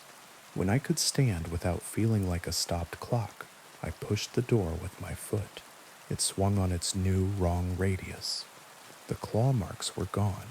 The circle was a black smear like a handprint, ash flaking as if an old poster had finally given up. Outside, the hollow looked like it always had, needles, mud, a wash of gray. The air moved again. A bird insulted me from a branch. The creek remembered it had appointments downstream. When I stepped off the porch, the ground didn't try to persuade me to change my mind. The trail out wasn't a trail so much as the opposite of being lost. Trees that had been leaning in leaned back. The ridge lifted its shoulder and let me go. It was noon by the time the last of the pines gave me up to the dirt road and the power lines and the world that likes to have names on things. People said I'd been gone a day. People said I'd been gone 3. The old men clucked. The old women gave me a look that had a chair in it if I wanted to sit. My ex called from a number I didn't answer and left a voicemail that started with "hey" and ended with not quite a sob. Tamsin came by with soup she'd made and forgotten to salt, and stayed on the porch because she said her reflection in my front window was doing things she didn't approve of. I told her to bring salt next time, and a roll of tape and a nail. I put iron in the house, not superstitious iron, actual chain across the back door's bottom to make the fit true. Bar stock screwed into the kitchen table's underside so it would stop rocking and start holding. A pair of steel washers hung on red thread in the window that faces the river because washers were what I could afford, and red was what my grandmother would have used to tell a thing. No. I chalked a circle on the threshold and then swept it carefully away because the book had said chalk remembers, and I wanted it to remember the act, not the geometry. The hollow didn't let me leave without rent. I don't mean a scar I can show you, or a sleep I stopped having. I mean that once a week, or twice, when the wind comes down from the ridge carrying the smell of pennies and rain, something in it says my name exactly the way my father said it, on the day he taught me to drive. Gentle, patient, ready to catch. I don't answer then. I fold a dish towel in half, and in half again, and place it over the bathroom mirror, not because of any old stories, but because glass is persuasive, and I am tired. I count my breaths to 13, the number of trees across from the funeral home, the steps to the river from our old porch, the reasons I can think of in a hurry for not giving up what I worked so hard to keep. Once, walking past the feed store, I saw a man bending to tie his shoe in the window. The man in the glass looked up before he did and showed me a mouth that wasn't his. I took a promise out of my pocket and held it up between me and any more mischief. The glass went back to being a window with dust and thumbprints and blue sky. The man finished his knot and stood and thanked me for holding the door, though I hadn't. Twice now I've woken to the sound of water running, the sink on, a skinny thread. Both times there were words written on the fog of the mirror, where a face would be if I were brave enough to look. Come back. Both times I wiped them away with the heel of my hand and said aloud, no. Not loudly, not prayerfully, just like you say no to a dog that is about to learn a bad habit and will be better for not knowing it. When the moon is thin and mean the town locks its screens by accident, men sit on porches with their feet flat and their hands still. Women who have decided they'll never marry watch the edge of the trees and make soup that smells like saving. Kids who don't believe a word we say walk as far as the last mailbox and no farther, and we pretend not to see that a part of them believes more than is good for them. I know the cabin is still there. Sometimes I smell the iron of it under the moss. Sometimes I feel the shape of the carved circle in my palm when I pick up my keys. Sometimes, passing the ridge with the windows up, I catch a glint through trees that could be the face of a knife catching sun and could be nothing at all. I don't go back. I keep a nail and a length of red thread and the knife with the white scarring along its spine in the drawer by the stove. If guests ask what the iron washers in the window are for, I tell them they keep the glass from buzzing when trucks go by, and this is mostly true. If anyone says the gray hollow beast like they think it is a sound to bring to a fire pit, I get up and go make coffee and count to 13 while the kettle tries to be patient. On good nights, people, I love say my name and mean me. On bad nights, the hollow says it and means a door. On those nights, I say nothing, and the wind carries on down river. Disappointed, and the pine needles remember their manners, and whatever is looking for a familiar mouth goes to the next town that has almost forgotten one of its buildings and will learn again not to. Now, on to the next story. They warned me not to take Harlow's Bend after midnight. Every town has a road like it, the shortcut you only admit you use in daylight, the strip of cracked asphalt that feels too narrow for two cars, even though it's striped for them, the kind of place headlights never quite reach far enough. Harlow's Bend was ours. It cut through a stand of oak that had learned to lean, past a ravine that swallowed tires when the shoulder gave, across a creek that had a way of flooding only in the dark. You could make it from my sister's place on the North Ridge to my apartment on Oak and Riverside in 15 minutes on the highway, or in 9 if you shaved the curve, skipped the town lamps, and trusted your brakes. I trusted my brakes. I had trusted them for years. It was the rest of the car, me, that had started to feel suspect. I left my sister's later than I meant to. We'd been in the attic again, sorting through what our mother left, a veil sealed in a zip bag that had gone the color of tea, photo albums with paper corners losing their glue, a music box that had never once wound without squealing like it was objecting to being asked to remember. We found our father's army jacket and a letter he never sent. We found the half-finished baby sweater our mother had started for a child that didn't make it to winter. We found at the bottom of a tub of Christmas lights 3 Polaroids of Harlow's Bend in daylight from before the county stopped mowing the ditches. Ribbons of road, nothing to be afraid of. By the time we'd put it all back in different boxes and had exactly the same argument about exactly the same things, keep, trash, no, that's not trash, rain had started, big lazy drops that hit the porch light like moths. My sister offered the couch. I said no. I thought I needed to drive, and if I had stayed, I would have taken the couch long enough to dream the kind of dream that makes you square your shoulders for 3 days. The highway was closed after the river bridge. A crane stood where lanes should be, blinking red like a scolding. The detour sign pointed toward town, long and patient. Harlow's Bend cut 30 minutes off the drive. The sign didn't say not to. The rain wasn't bad yet. I told myself the stories were for kids. I told myself I lacked that caliber of superstition. So I turned down the bend. The first mile is always fine. It's a 2-lane with a line that's more suggestion than law, and the trees don't lean yet. They stand there like they're making themselves available for the idea of a forest. The first culvert rattled my tires the way it always did. I passed the rusty mailbox with no name, where teenagers leave notes for each other in summer. The gap in the fence where the deer pretend they need an invitation. My wipers squealed their small, infuriated squeal. At the second mile, the trees close in. Even in daylight, there's a hush there, the air gone mossy and heavier. At night, the oaks knit their branches like women in pews, and the road loses the word shoulder. My headlights always feel weaker here, like they're working through grief. This time, they felt like they were working through my grief. I leaned forward, chin over the wheel, and tried not to make bargains with my own eyes. The sign came up too fast, and also right on time. Slow curve ahead. It's a rectangle pitted with rust and old BB shots, the kind of sign the county replaces every other year, and this road eats as practice. It was swaying on its post, just slightly, though the night had gone windless. The rain hit it, ping, ping, and the swaying didn't change. Okay, I said out loud. Saying okay to nobody is a way of telling yourself you're the one who gets to answer. I eased my foot.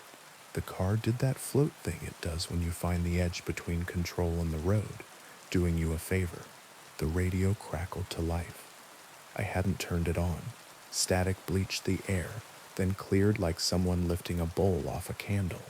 Under it, a voice, not a station, not a song, a voice in the register of a person trying not to panic. Don't stop, it whispered, shredded, no matter what you see. I thumbed the dial out of reflex. The needle didn't move, or it moved and the sound didn't change. The voice shivered up through the speakers, as if it was using my wire. Keep driving, it said. Not louder, exactly. Closer. I pressed the power button. The radio went dead. The silence after had a texture, fine like dust. The curve is tighter than it looks. You can make it without touching the center line if you've had enough practice, and nothing unexpected is there to argue. My lights swung, slick across black. They slid over bark, over wet. They found the woman standing at the shoulder. She wore white. Maybe it had been white once. Now rain had glued it to her body. A slip, or a dress, or some nightgown that shouldn't have been anywhere but a house. Hair dark with water stuck to her cheeks.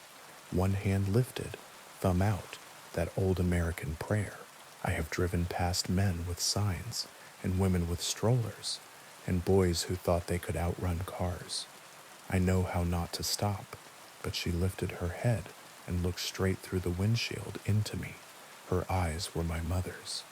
I braked so hard the back of the car did a little prayer to physics. The tires hissed on the wet. We stopped. We stood in it. Me, the engine knocking like a nervous knee. Her, head canted, rain dividing into small insistences on her jaw. Mom? I said, because reflex is bigger than adulthood. Her lips opened like she was learning how again. Please, she said, caught between breath and word. It's cold. Let me in. There's the part of your brain that remembers what 7 feels like. There's the part that has a stack of notices about this exact situation clipped and waiting in a drawer. It's not her, the adult told me, efficient. It's the road. You don't know that, a smaller voice said, sullen, and I hated it for sounding like me. I thumbed the lock. She slipped in like rain slips under doors. You swear you closed. The smell of her was rain, and something tinny I didn't want to identify. Her hands folded in her lap like she was waiting for a nurse to take her back. Up close she had my mother's face, and also not. The planes were right. The story underneath wasn't. Thank you, she said, and smiled, and the smile was almost right. Then I glanced in the rear view. A man sat in the back seat. I hadn't heard the door. I hadn't felt the shift of weight. He was just there, thin the way hungry can be elegant, a gray suit that didn't belong anywhere but a photograph, a grin that didn't have anything to do with a mouth. I jerked the wheel. The car swayed. Who are you? I asked the mirror. The woman didn't turn. She stared ahead through the fogging glass like a patient in a waiting room they keep too cold, the expression blank and effortful. The man leaned forward until his mouth was near my ear, and the cold of him went through the cotton of my shirt as if it had been waiting for that particular patch of skin. You shouldn't have stopped, he said, almost politely. Now it knows you. I floored the gas. The car fishtailed, caught itself, roared. The curve stretched, then collapsed. Trees became lines, and then noise. The woman didn't move. The man's laughter came from behind my face. The next sign came sooner than it should have. Same rust freckles, same tilt, slow curve ahead. I cursed and braked, and my car stopped in exactly the same place it had before, down to the way the hood dipped. She was there again. The woman, white gone transparent, thumb out, the wet shine of her face. I spun to the passenger seat. Empty. To the back. Empty. The radio hissed as if it had been breath the whole time. Don't stop, the voice said, faint enough for honesty. Don't stop again. I believed that. I believed it enough to hurt. I dropped the car into drive and went around wide. My light swept her face just enough for me to see she had stopped trying to look like my mother. She wore some other arrangement of bones now, something hungrier. Her mouth widened, as if to take a mouthful of my car, and then she did what all animals do when you don't give them what they flatter themselves to be owed. She smiled like she'd be patient. The road kept looping. I don't mean I kept getting lost. Lost is when choices become stories, and every story fights for your mouth. This was a loop. I could have set my watch by it if my watch had not stopped at the moment the radio found a voice. Rain blurred the windshield. The speedometer found speeds I don't usually offer it, and every time the sign slid out of the trees like a repeat. Every time the bend made the shape of itself, and the shoulder offered the woman like a test nobody passes the first time. I drove past her 5 times. 6. On the 7th, she wasn't on the shoulder. She was in the middle of the road, hands at her sides like a girl waiting for a photo. I didn't stop. I didn't stop because I am capable of obedience when it is the only weapon left. I leaned on the horn, and my car's poor voice made the hollow sound like it was protesting a tax. I swerved around her, wide enough to spray the ditch, and for a full second we were window to window, and she tilted her head as if to memorize the angle of mine. I drove. The loop does not forgive, but it learns. By the 10th pass, there were more of them. A boy I'd sat next to in sophomore English, hair still blonde and likely forever now wet. My father sober and unhandsome, which is how he tried to be near the end. My first kiss, which felt like a cruelty because it reminded me of poor judgment that had not required supernatural assistance to acquire. They stood in the rain or sat on the guardrail that hasn't guarded anything since the year they paved the road and forgot to pave sense into it. They raised thumbs. They kept their smiles gentle until you got just close enough to see how they were welded on. The radio was not a voice now. It had turned into voices. They overlapped the way people on party lines used to. A murmur of advice that would have been easier to ignore if any of it had been unkind. Keep going. This part ends. Don't give under the name. One voice came through clearer when I passed the sign. My mother's voice, not the imitation. It said, "Don't pick me up," which is something she never had to say in life, because I have never been able to let anything sit where it wanted without asking it if it needed water. At some point, the numbers on my dash gave up. The green went out of them and left them as absent as the moon. The needle on the fuel gauge headed toward my failure. I did the math you do when you are stuck in a story, and the only way out is to live long enough for it to end. The math did not like me. On the 14th loop, the man in the back seat was there again. No door, no shift, just the particular cold his mouth makes when it wants your ear. "We can do this all night," he said, conversational, like truckers at a counter at 2 a.m. "I can't," I said, and my voice almost broke on the T. He clucked his tongue. "You can't imagine what you can do when you're invited properly." I pressed my finger into the soft place of my palm until the pain brought prayer back into the range of things I remembered how to do. On the 15th loop, something changed enough to frighten me beyond anger. The curve tightened, not by much, by the thickness of a promise. The oaks leaned another angle in, made a roof of the road, shrugged off the sky. My headlights hit a wall of rain, so heavy it looked like a curtain. The sign swayed as if someone had bumped it walking by. When the car broke through that sheet, the air tasted wrong. Less fresh, sharp, like damp copper. "We're in deeper," the man in the back seat said, pleased. "Good. Sometimes it takes a while for you to learn to listen." "I'm listening to the radio," I said, surprised by how steady I sounded. It told me not to stop. "Oh," he said, "that's me too." And he laughed. The laugh wasn't cruel. It wasn't anything. It was patience pretending to be sociable until patience could eat. On the 19th loop, the figure on the shoulder was a girl in a jacket too big for her, jeans rolled to keep from dragging. The eyes were not anyone I knew. The mouth was. It was mine, at 13, when I discovered what a mirror could do to you if you held its gaze too long without a purpose. She lifted her thumb like hitching was a skill she'd been looking forward to mastering. I rolled past her. The radio whispered, "Good." My hands were cramping from the way I was holding the wheel. My right calf had started to send up fireworks every time I asked it for gas. I wondered if I could make the loop on cruise control, and if letting the car pretend to be me would count as surrender. I did not try to find out. On the 23rd loop, there was a light. It wasn't the sign. It wasn't a car. There hadn't been any cars since the crane. It was the yellow square of a window, way off through the trees, up the hill past the bend. It looked like a gas station looks in the middle of nowhere when you have learned how to believe in good luck again. The voice on the radio went quiet. That was how I knew this light was dangerous. I gritted my teeth and drove past the curve and the shoulder with no one on it, and the place where the oaks made a tunnel and the sign that had been waiting. The yellow stayed with me. Then it was ahead again, closer. The road is a thing that thinks it is a straight line until you ask it to be. I reached a cross street that I've never seen in daylight. Four-way stop, wet paint bright, a sign with 3 places I didn't know. On the far corner, a service station that hadn't been built in this county any time I'd been alive.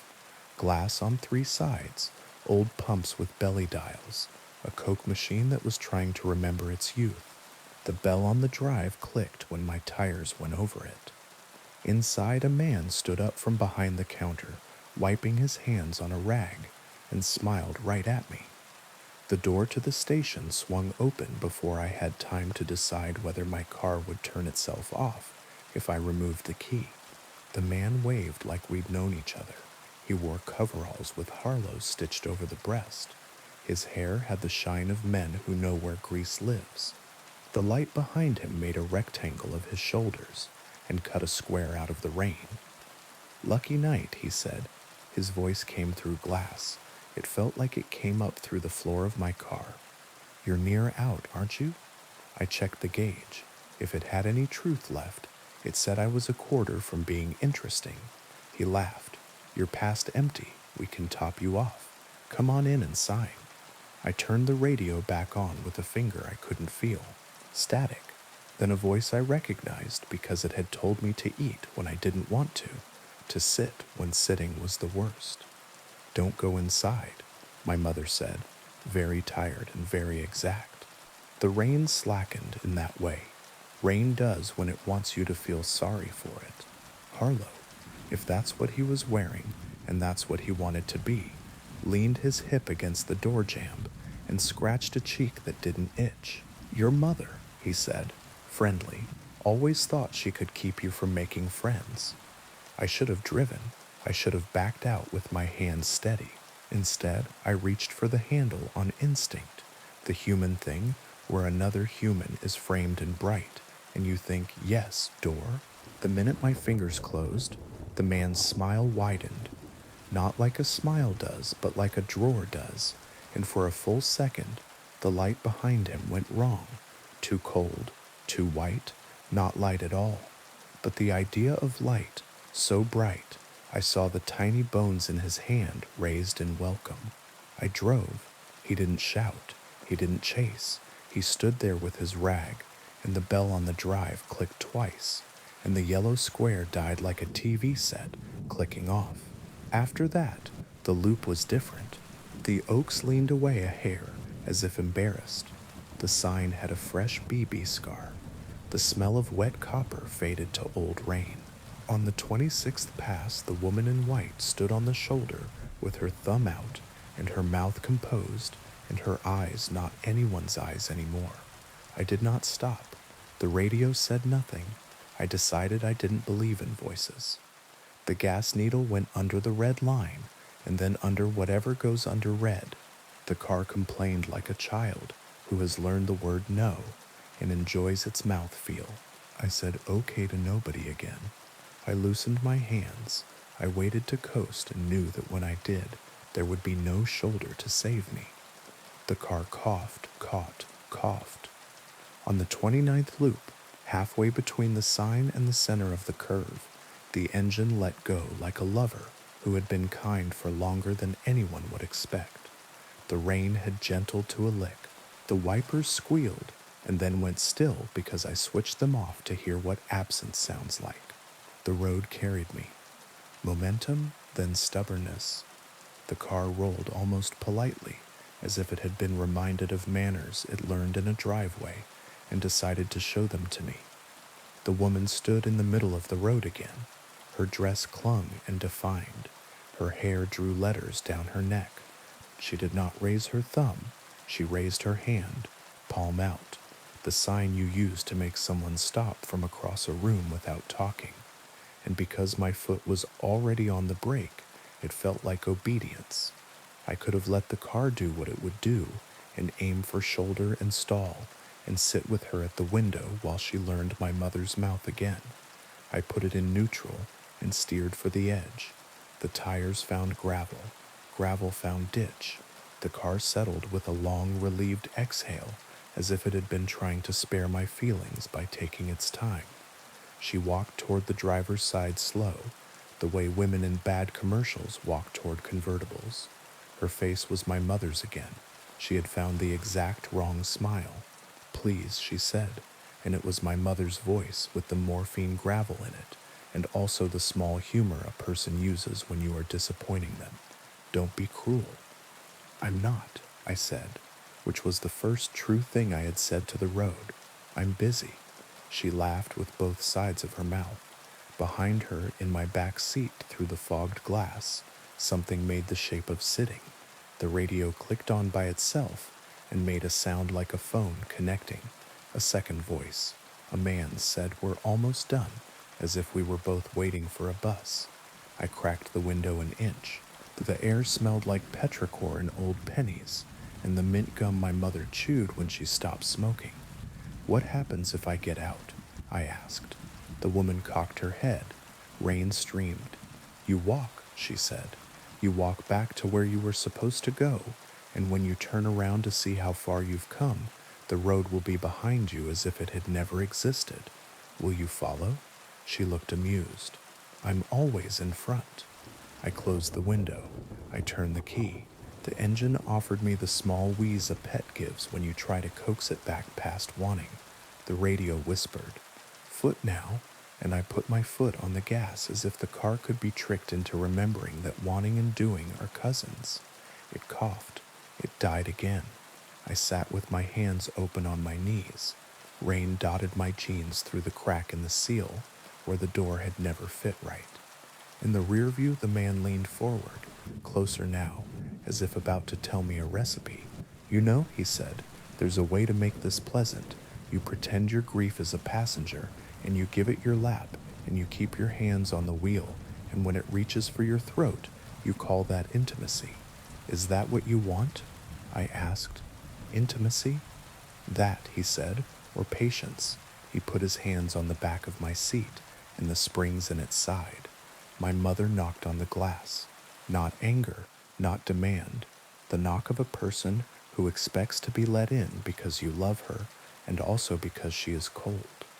I looked at her hands. The nails were wrong. My mother bit her nails until they were careful, half moons of small shame. These were clean, oval, perfect, and that was what saved me.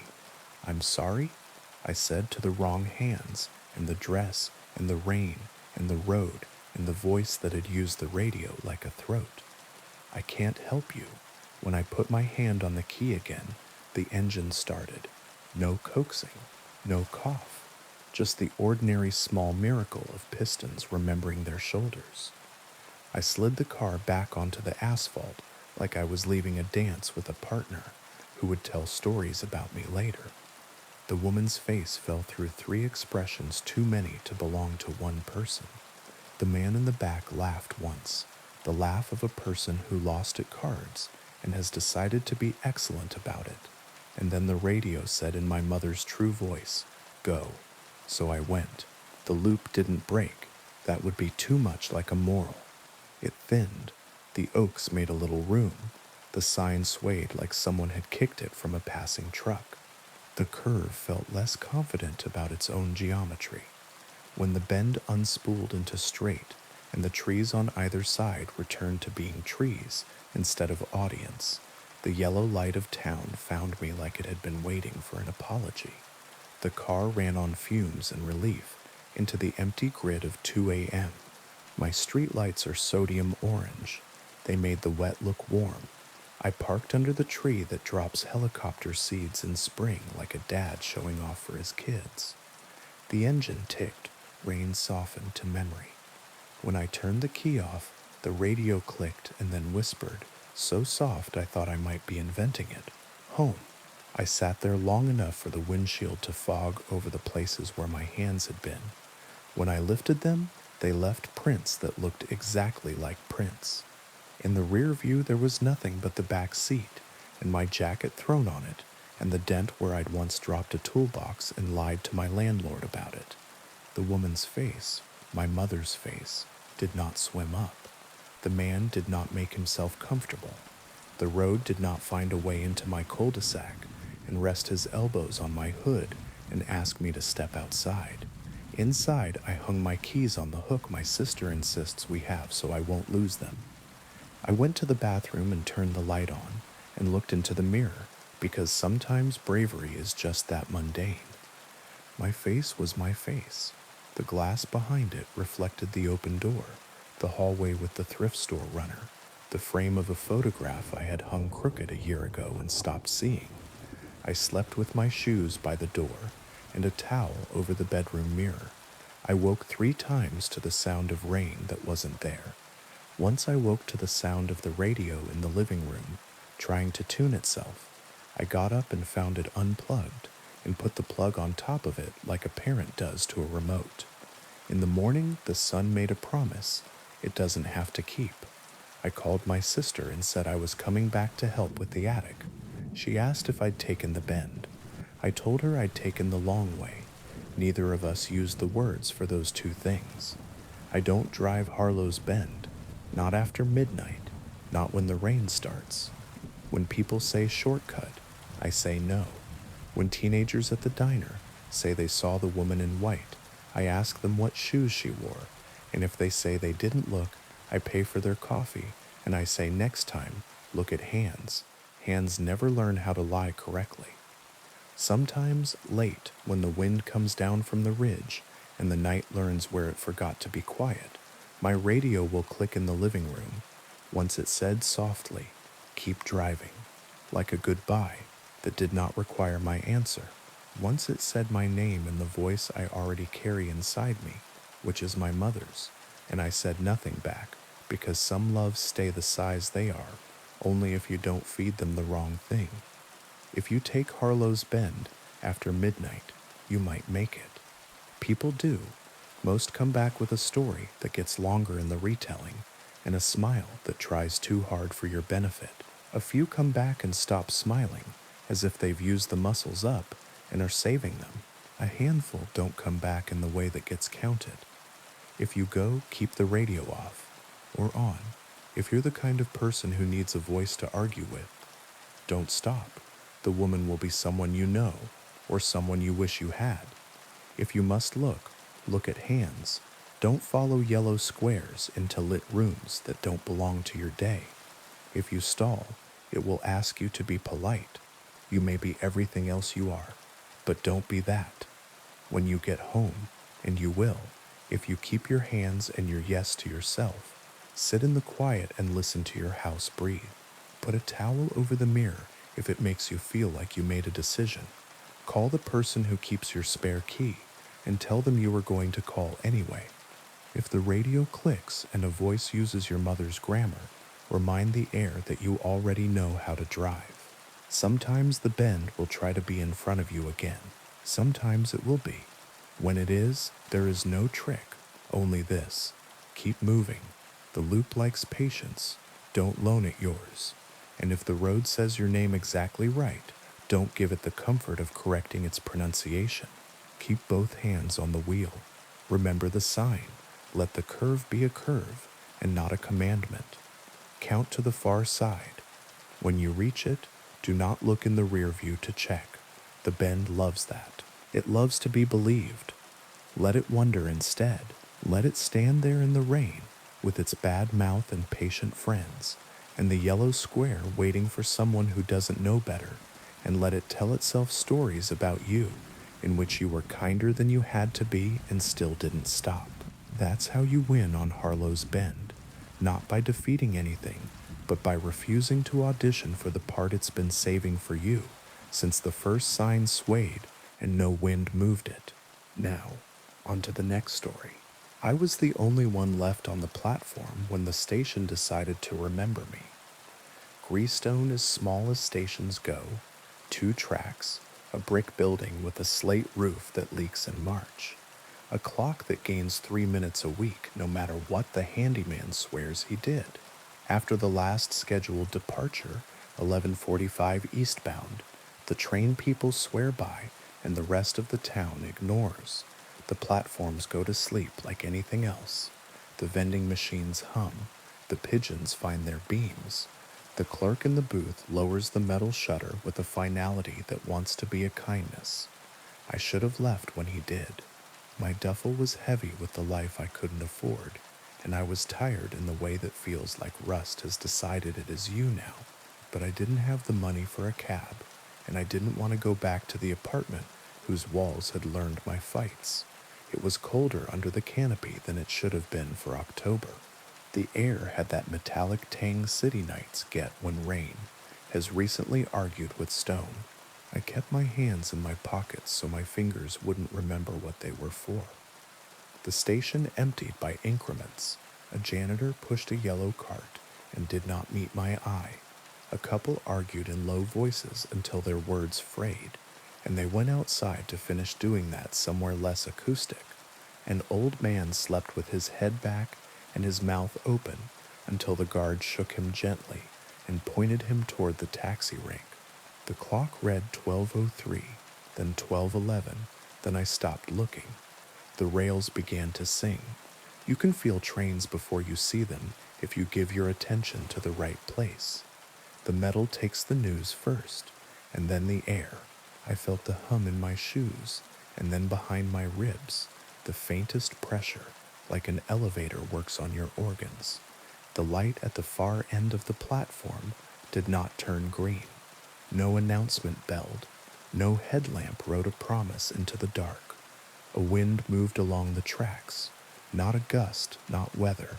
An exhale with a destination. It brought with it the smell of dry iron and something like water left too long in a flower vase. A shape detached itself from the night and became a train without the courtesy of headlights. It came in soft, as if it were trying not to wake anyone, as if stealth were kindness.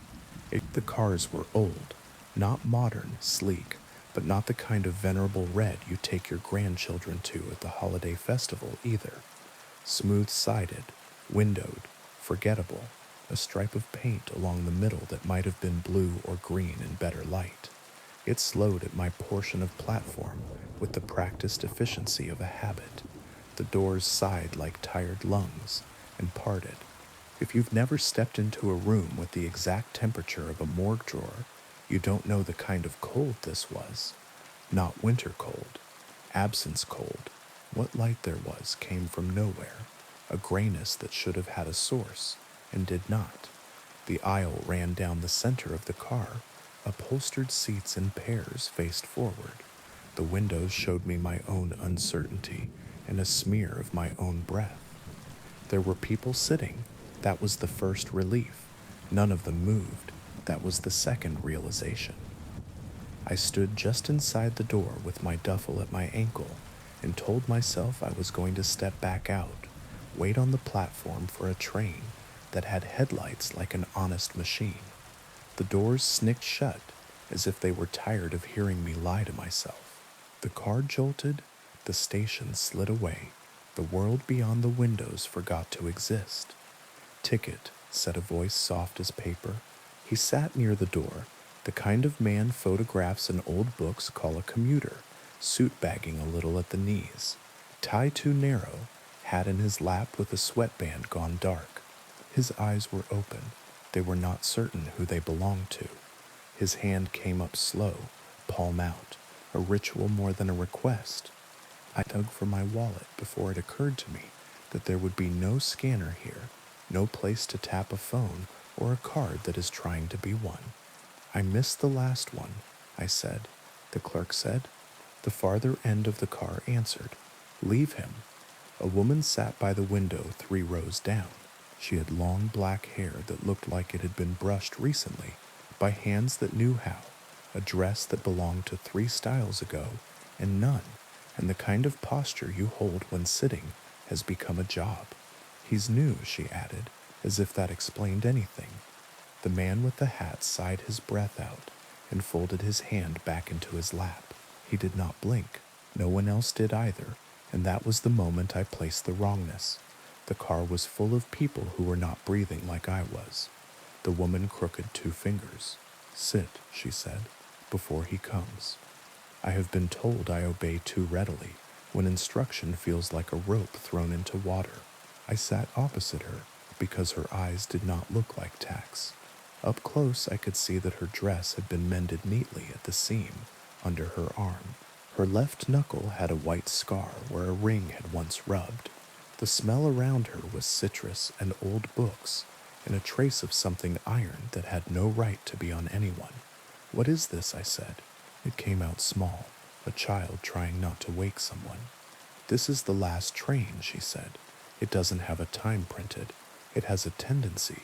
Her mouth made that half smile a teacher makes when you get close to the answer and might need to own it yourself. I looked back at the door. It had forgotten how to open. The window showed only my face and a gray that could be fog or could be blank. They'll tell you you need a ticket, she said.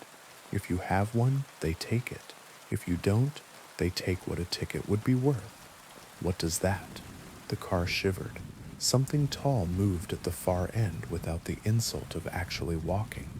You know the shape of authority, even when it is dressed in old cloth. Let's commit to that because something in me insisted wore a conductor's uniform, black enough to catch no light, with buttons that made small moons where brass decides not to die. The peaked cap was pulled low. The shadow where his face should have been felt like a place you could get lost in and never be offered a map.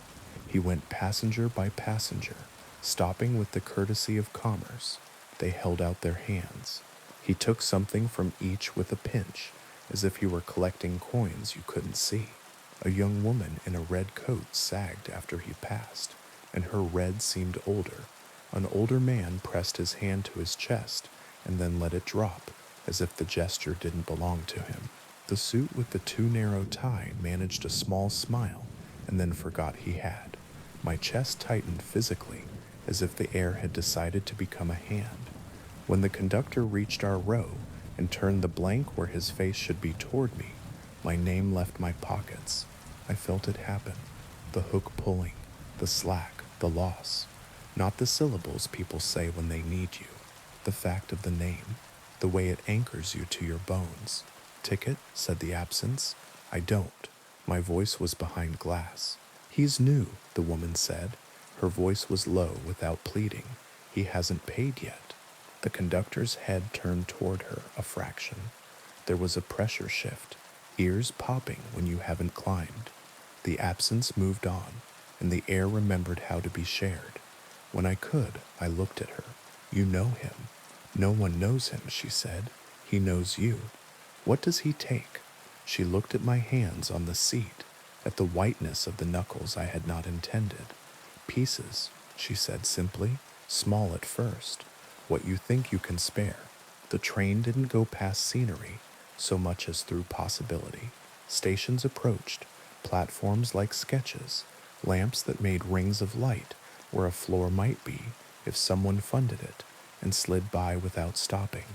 The doors sighed open at none of them, and sighed closed again, as if to stretch. At one, a child ran along the platform with something limp under her arm. At the next, the platform was a corridor, and the corridor was a throat, and I stopped trying to make sense of them in sequence. Where does it go? I asked. Down, she said, and when I looked at her in the way you look at someone who has chosen a metaphor, she added, away. The stops make you think you have a choice. Choice is part of the harm. What do I do? She stared at me for a long beat, and I had the thought, sudden and indecent, that she was beautiful, not for the symmetry of her features, but for the steadiness of someone who had been waiting a long time for the right stranger. You jump, she said, when it slows, before the doors, before he wants to ask again. And you, she smiled in a way that suggested all decisions had been tried. I got on before they put numbers on the trains to tell you where you were going. I'm not new.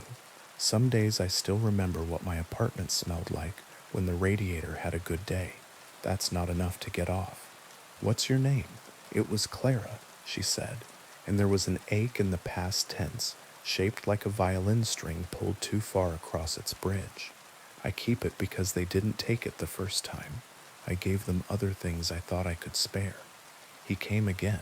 I felt him before I saw him, the way you feel a deep bass note through drywall. He didn't look at me because I had only been taught once, and fairness is a thing even this service seems to respect. He looked at Clara. She held out her hand, and he pinched something from her palm with a delicacy that would have been tender if you didn't know it as theft. What was that? I asked when he had gone. The smell of the radiator, she said, very matter of fact, and I believed her. We passed a stop that had no platform, only a field of chairs arranged like a lecture. The chairs were full. The people in them looked up as we slid by, and their eyes did not change, and one of them had my boss's face at 30, and I hated the accuracy of it. How do you know when to jump? I asked. When you hate staying more than you fear falling, she said. For you, that will come quick. You brought no blankets. You could come with me. She shook her head. You don't start by being generous to me. You start by being selfish enough to live. The car shuddered. Ahead, a stop gathered shape, a platform with painted lines, a clock that could have been a twin to Greestone's if time had agreed to stay asleep, a rack of newspapers wrapped in string. The train slowed, not enough to be safe, enough to be wicked. Clara touched my wrist. Her hand was cool, not cold. Now, she said, the doors hissed to make you believe in them. I didn't use them.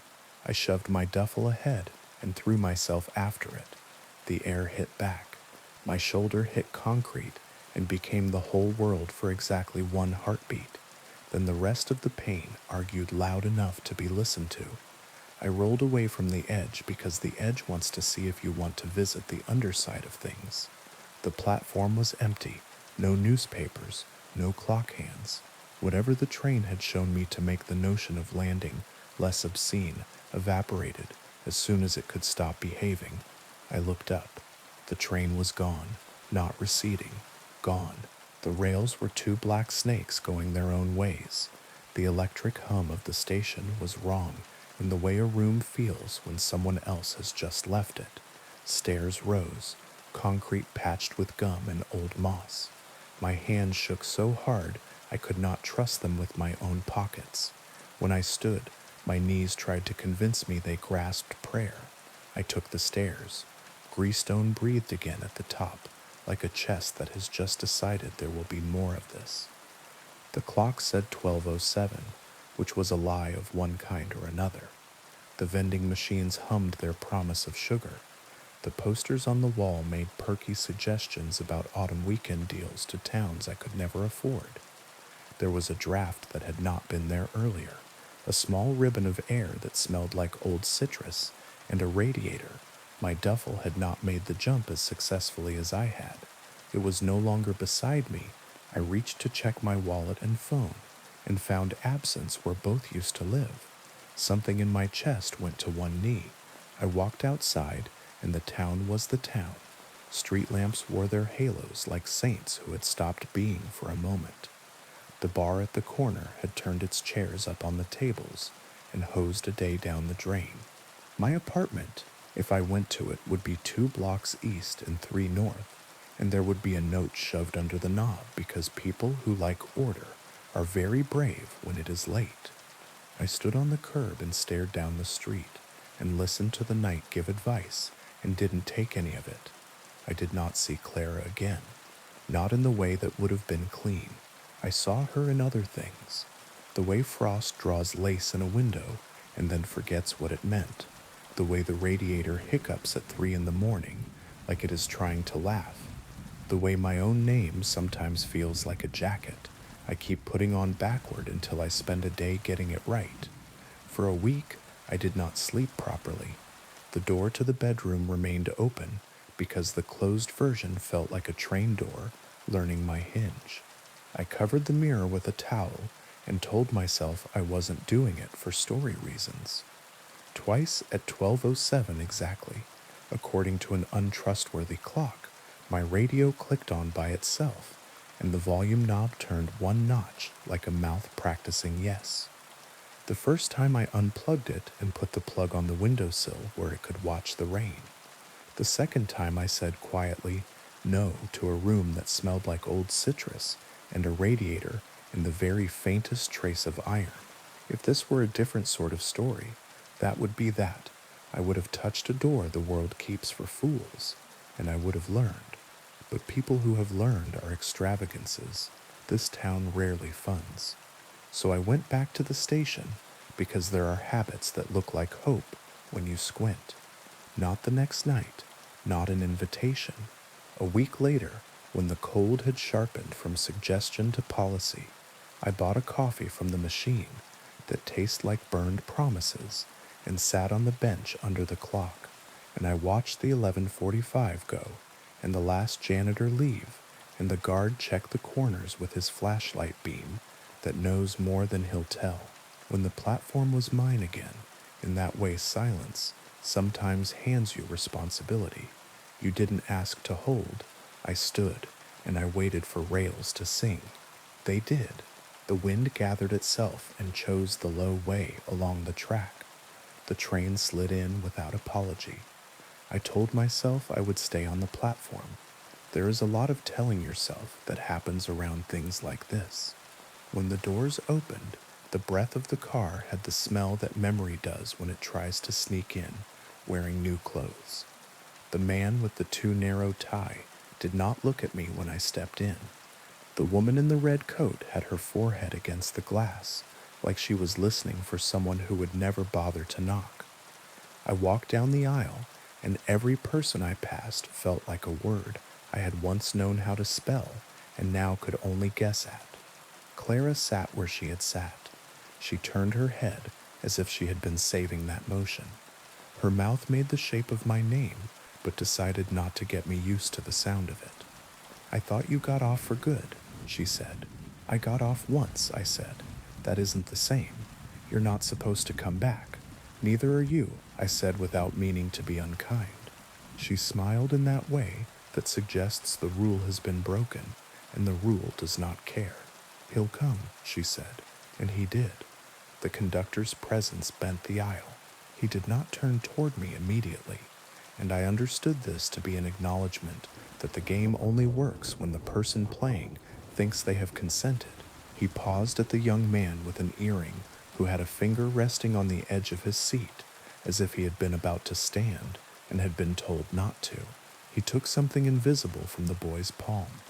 The earring dulled. When he reached us, he held out a gloved hand. Ticket, he said. I had brought something. It was stupid. It was also all I had. From my jacket pocket, I took a photograph of my mother at 17. Hair caught in a late summer wind, cigarette held away from her face, like she had been born elegant, and only had to remember it. I had stolen the picture from one of the boxes my sister and I had labeled Keep, because we knew better than to label anything else. I held the photograph up. He did not reach for it. He pressed 2 fingers to the air just above the image and pinched. It was not the picture he took. The paper remained against my skin. What left me was the smell of the day I had scanned it with my phone. My mother's laugh at the corner of my apartment that was always dusty, the taste of my coffee, the relief that a picture had stayed. I felt the empty place he left like the small ache where a tooth used to be. That's not a ticket, I said. His head tilted a fraction. The cap's shadow deepened. Everything is, he said, and went on. He can be refused, Clara said quietly, after the pressure lifted. That's the other harm. He can be refused only by refusing to pay a price you won't be able to live with if you do. What did you pay? I don't know anymore, she said. That was the first thing. The stops slid past, each an attempt at bribery in a new tone. A platform full of people holding out their hands with palms up as if they had the law on their side. A corridor of doors, each cracked just enough to show a sliver of light and a shadow passing. A field where a train could sit and wait for grass to learn patience. At one, a station that was exactly Greystone, except the clock read wrong, and the posters on the wall were the ones I had taken down 2 years ago, and the vending machine had a flavor of soda they stopped making when I was a child because it tasted like cough syrup and persistence. The train slowed so sweetly at that one, I could have stepped off without learning anything painful about gravity.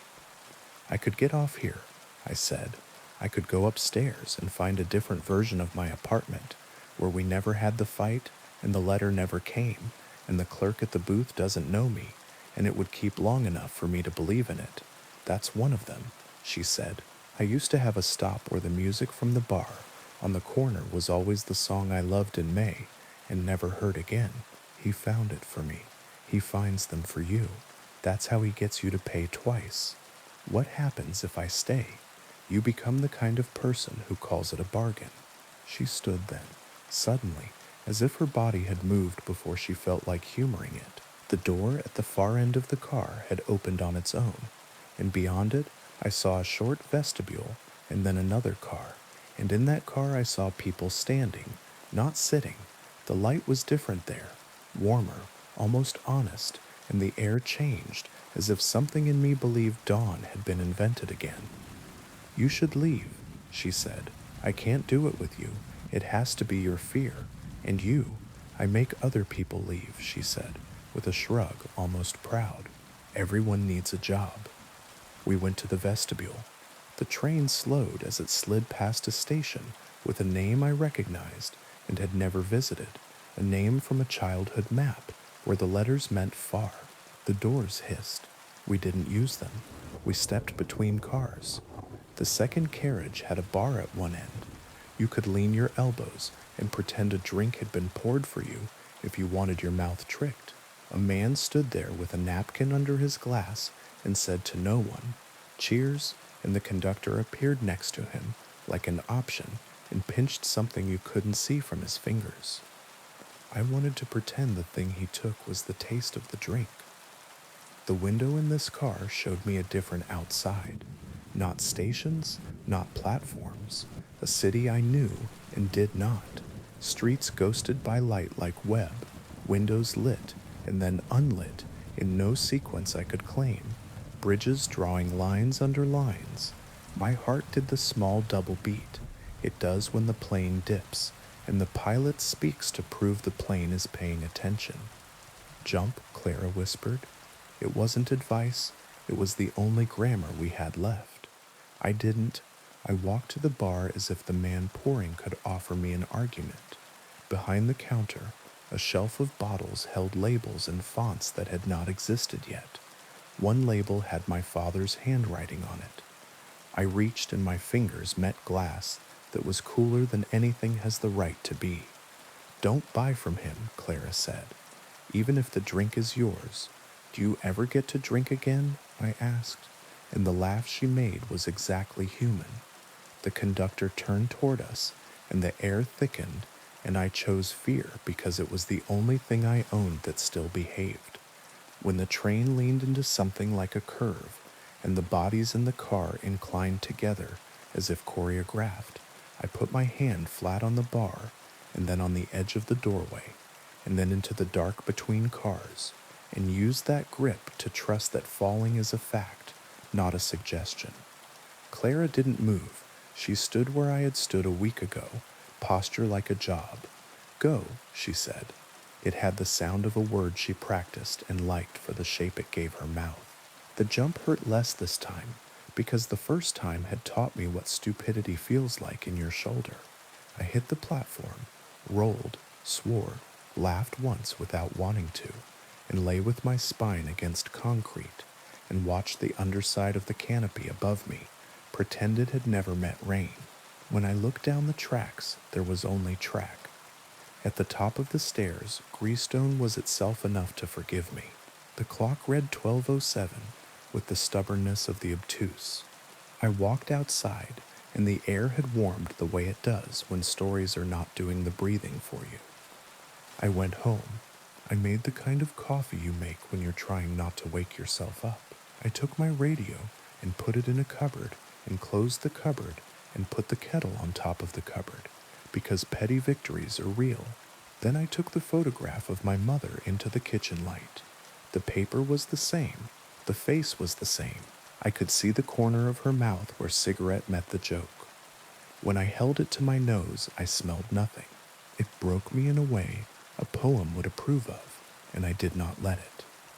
That week I looked for tickets, not the paper kind, the other kind, things I could be tricked into thinking I could spare.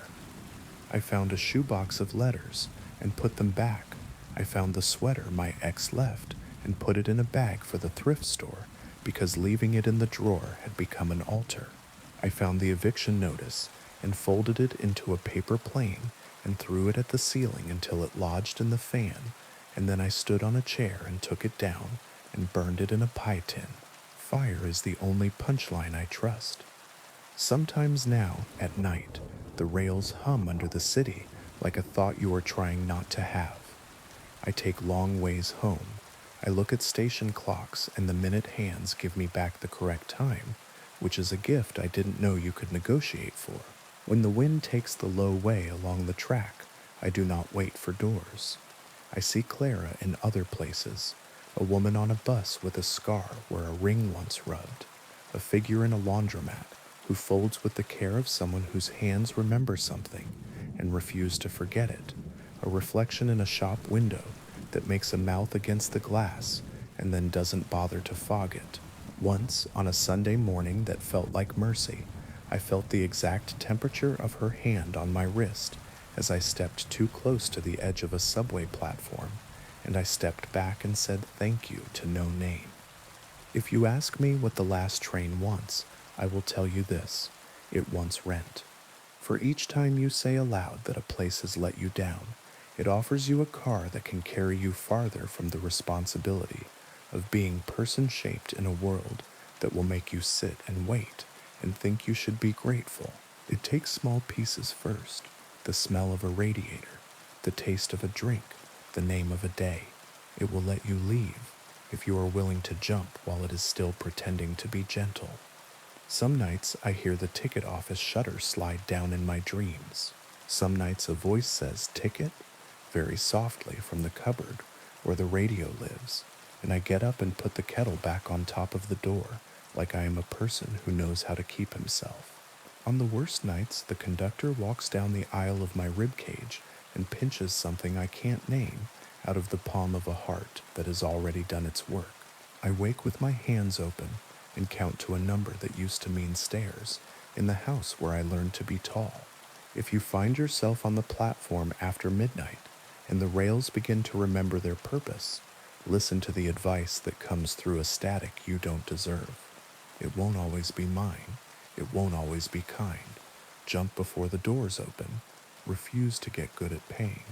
If you carry a photograph, put it in your shoe where no one can reach it without making you dance. And if you meet a woman with long black hair who sits as if sitting paid her rent, and she tells you her name was Clara in a tense that means once and maybe again, do what she says the first time. She has work to do. So do you.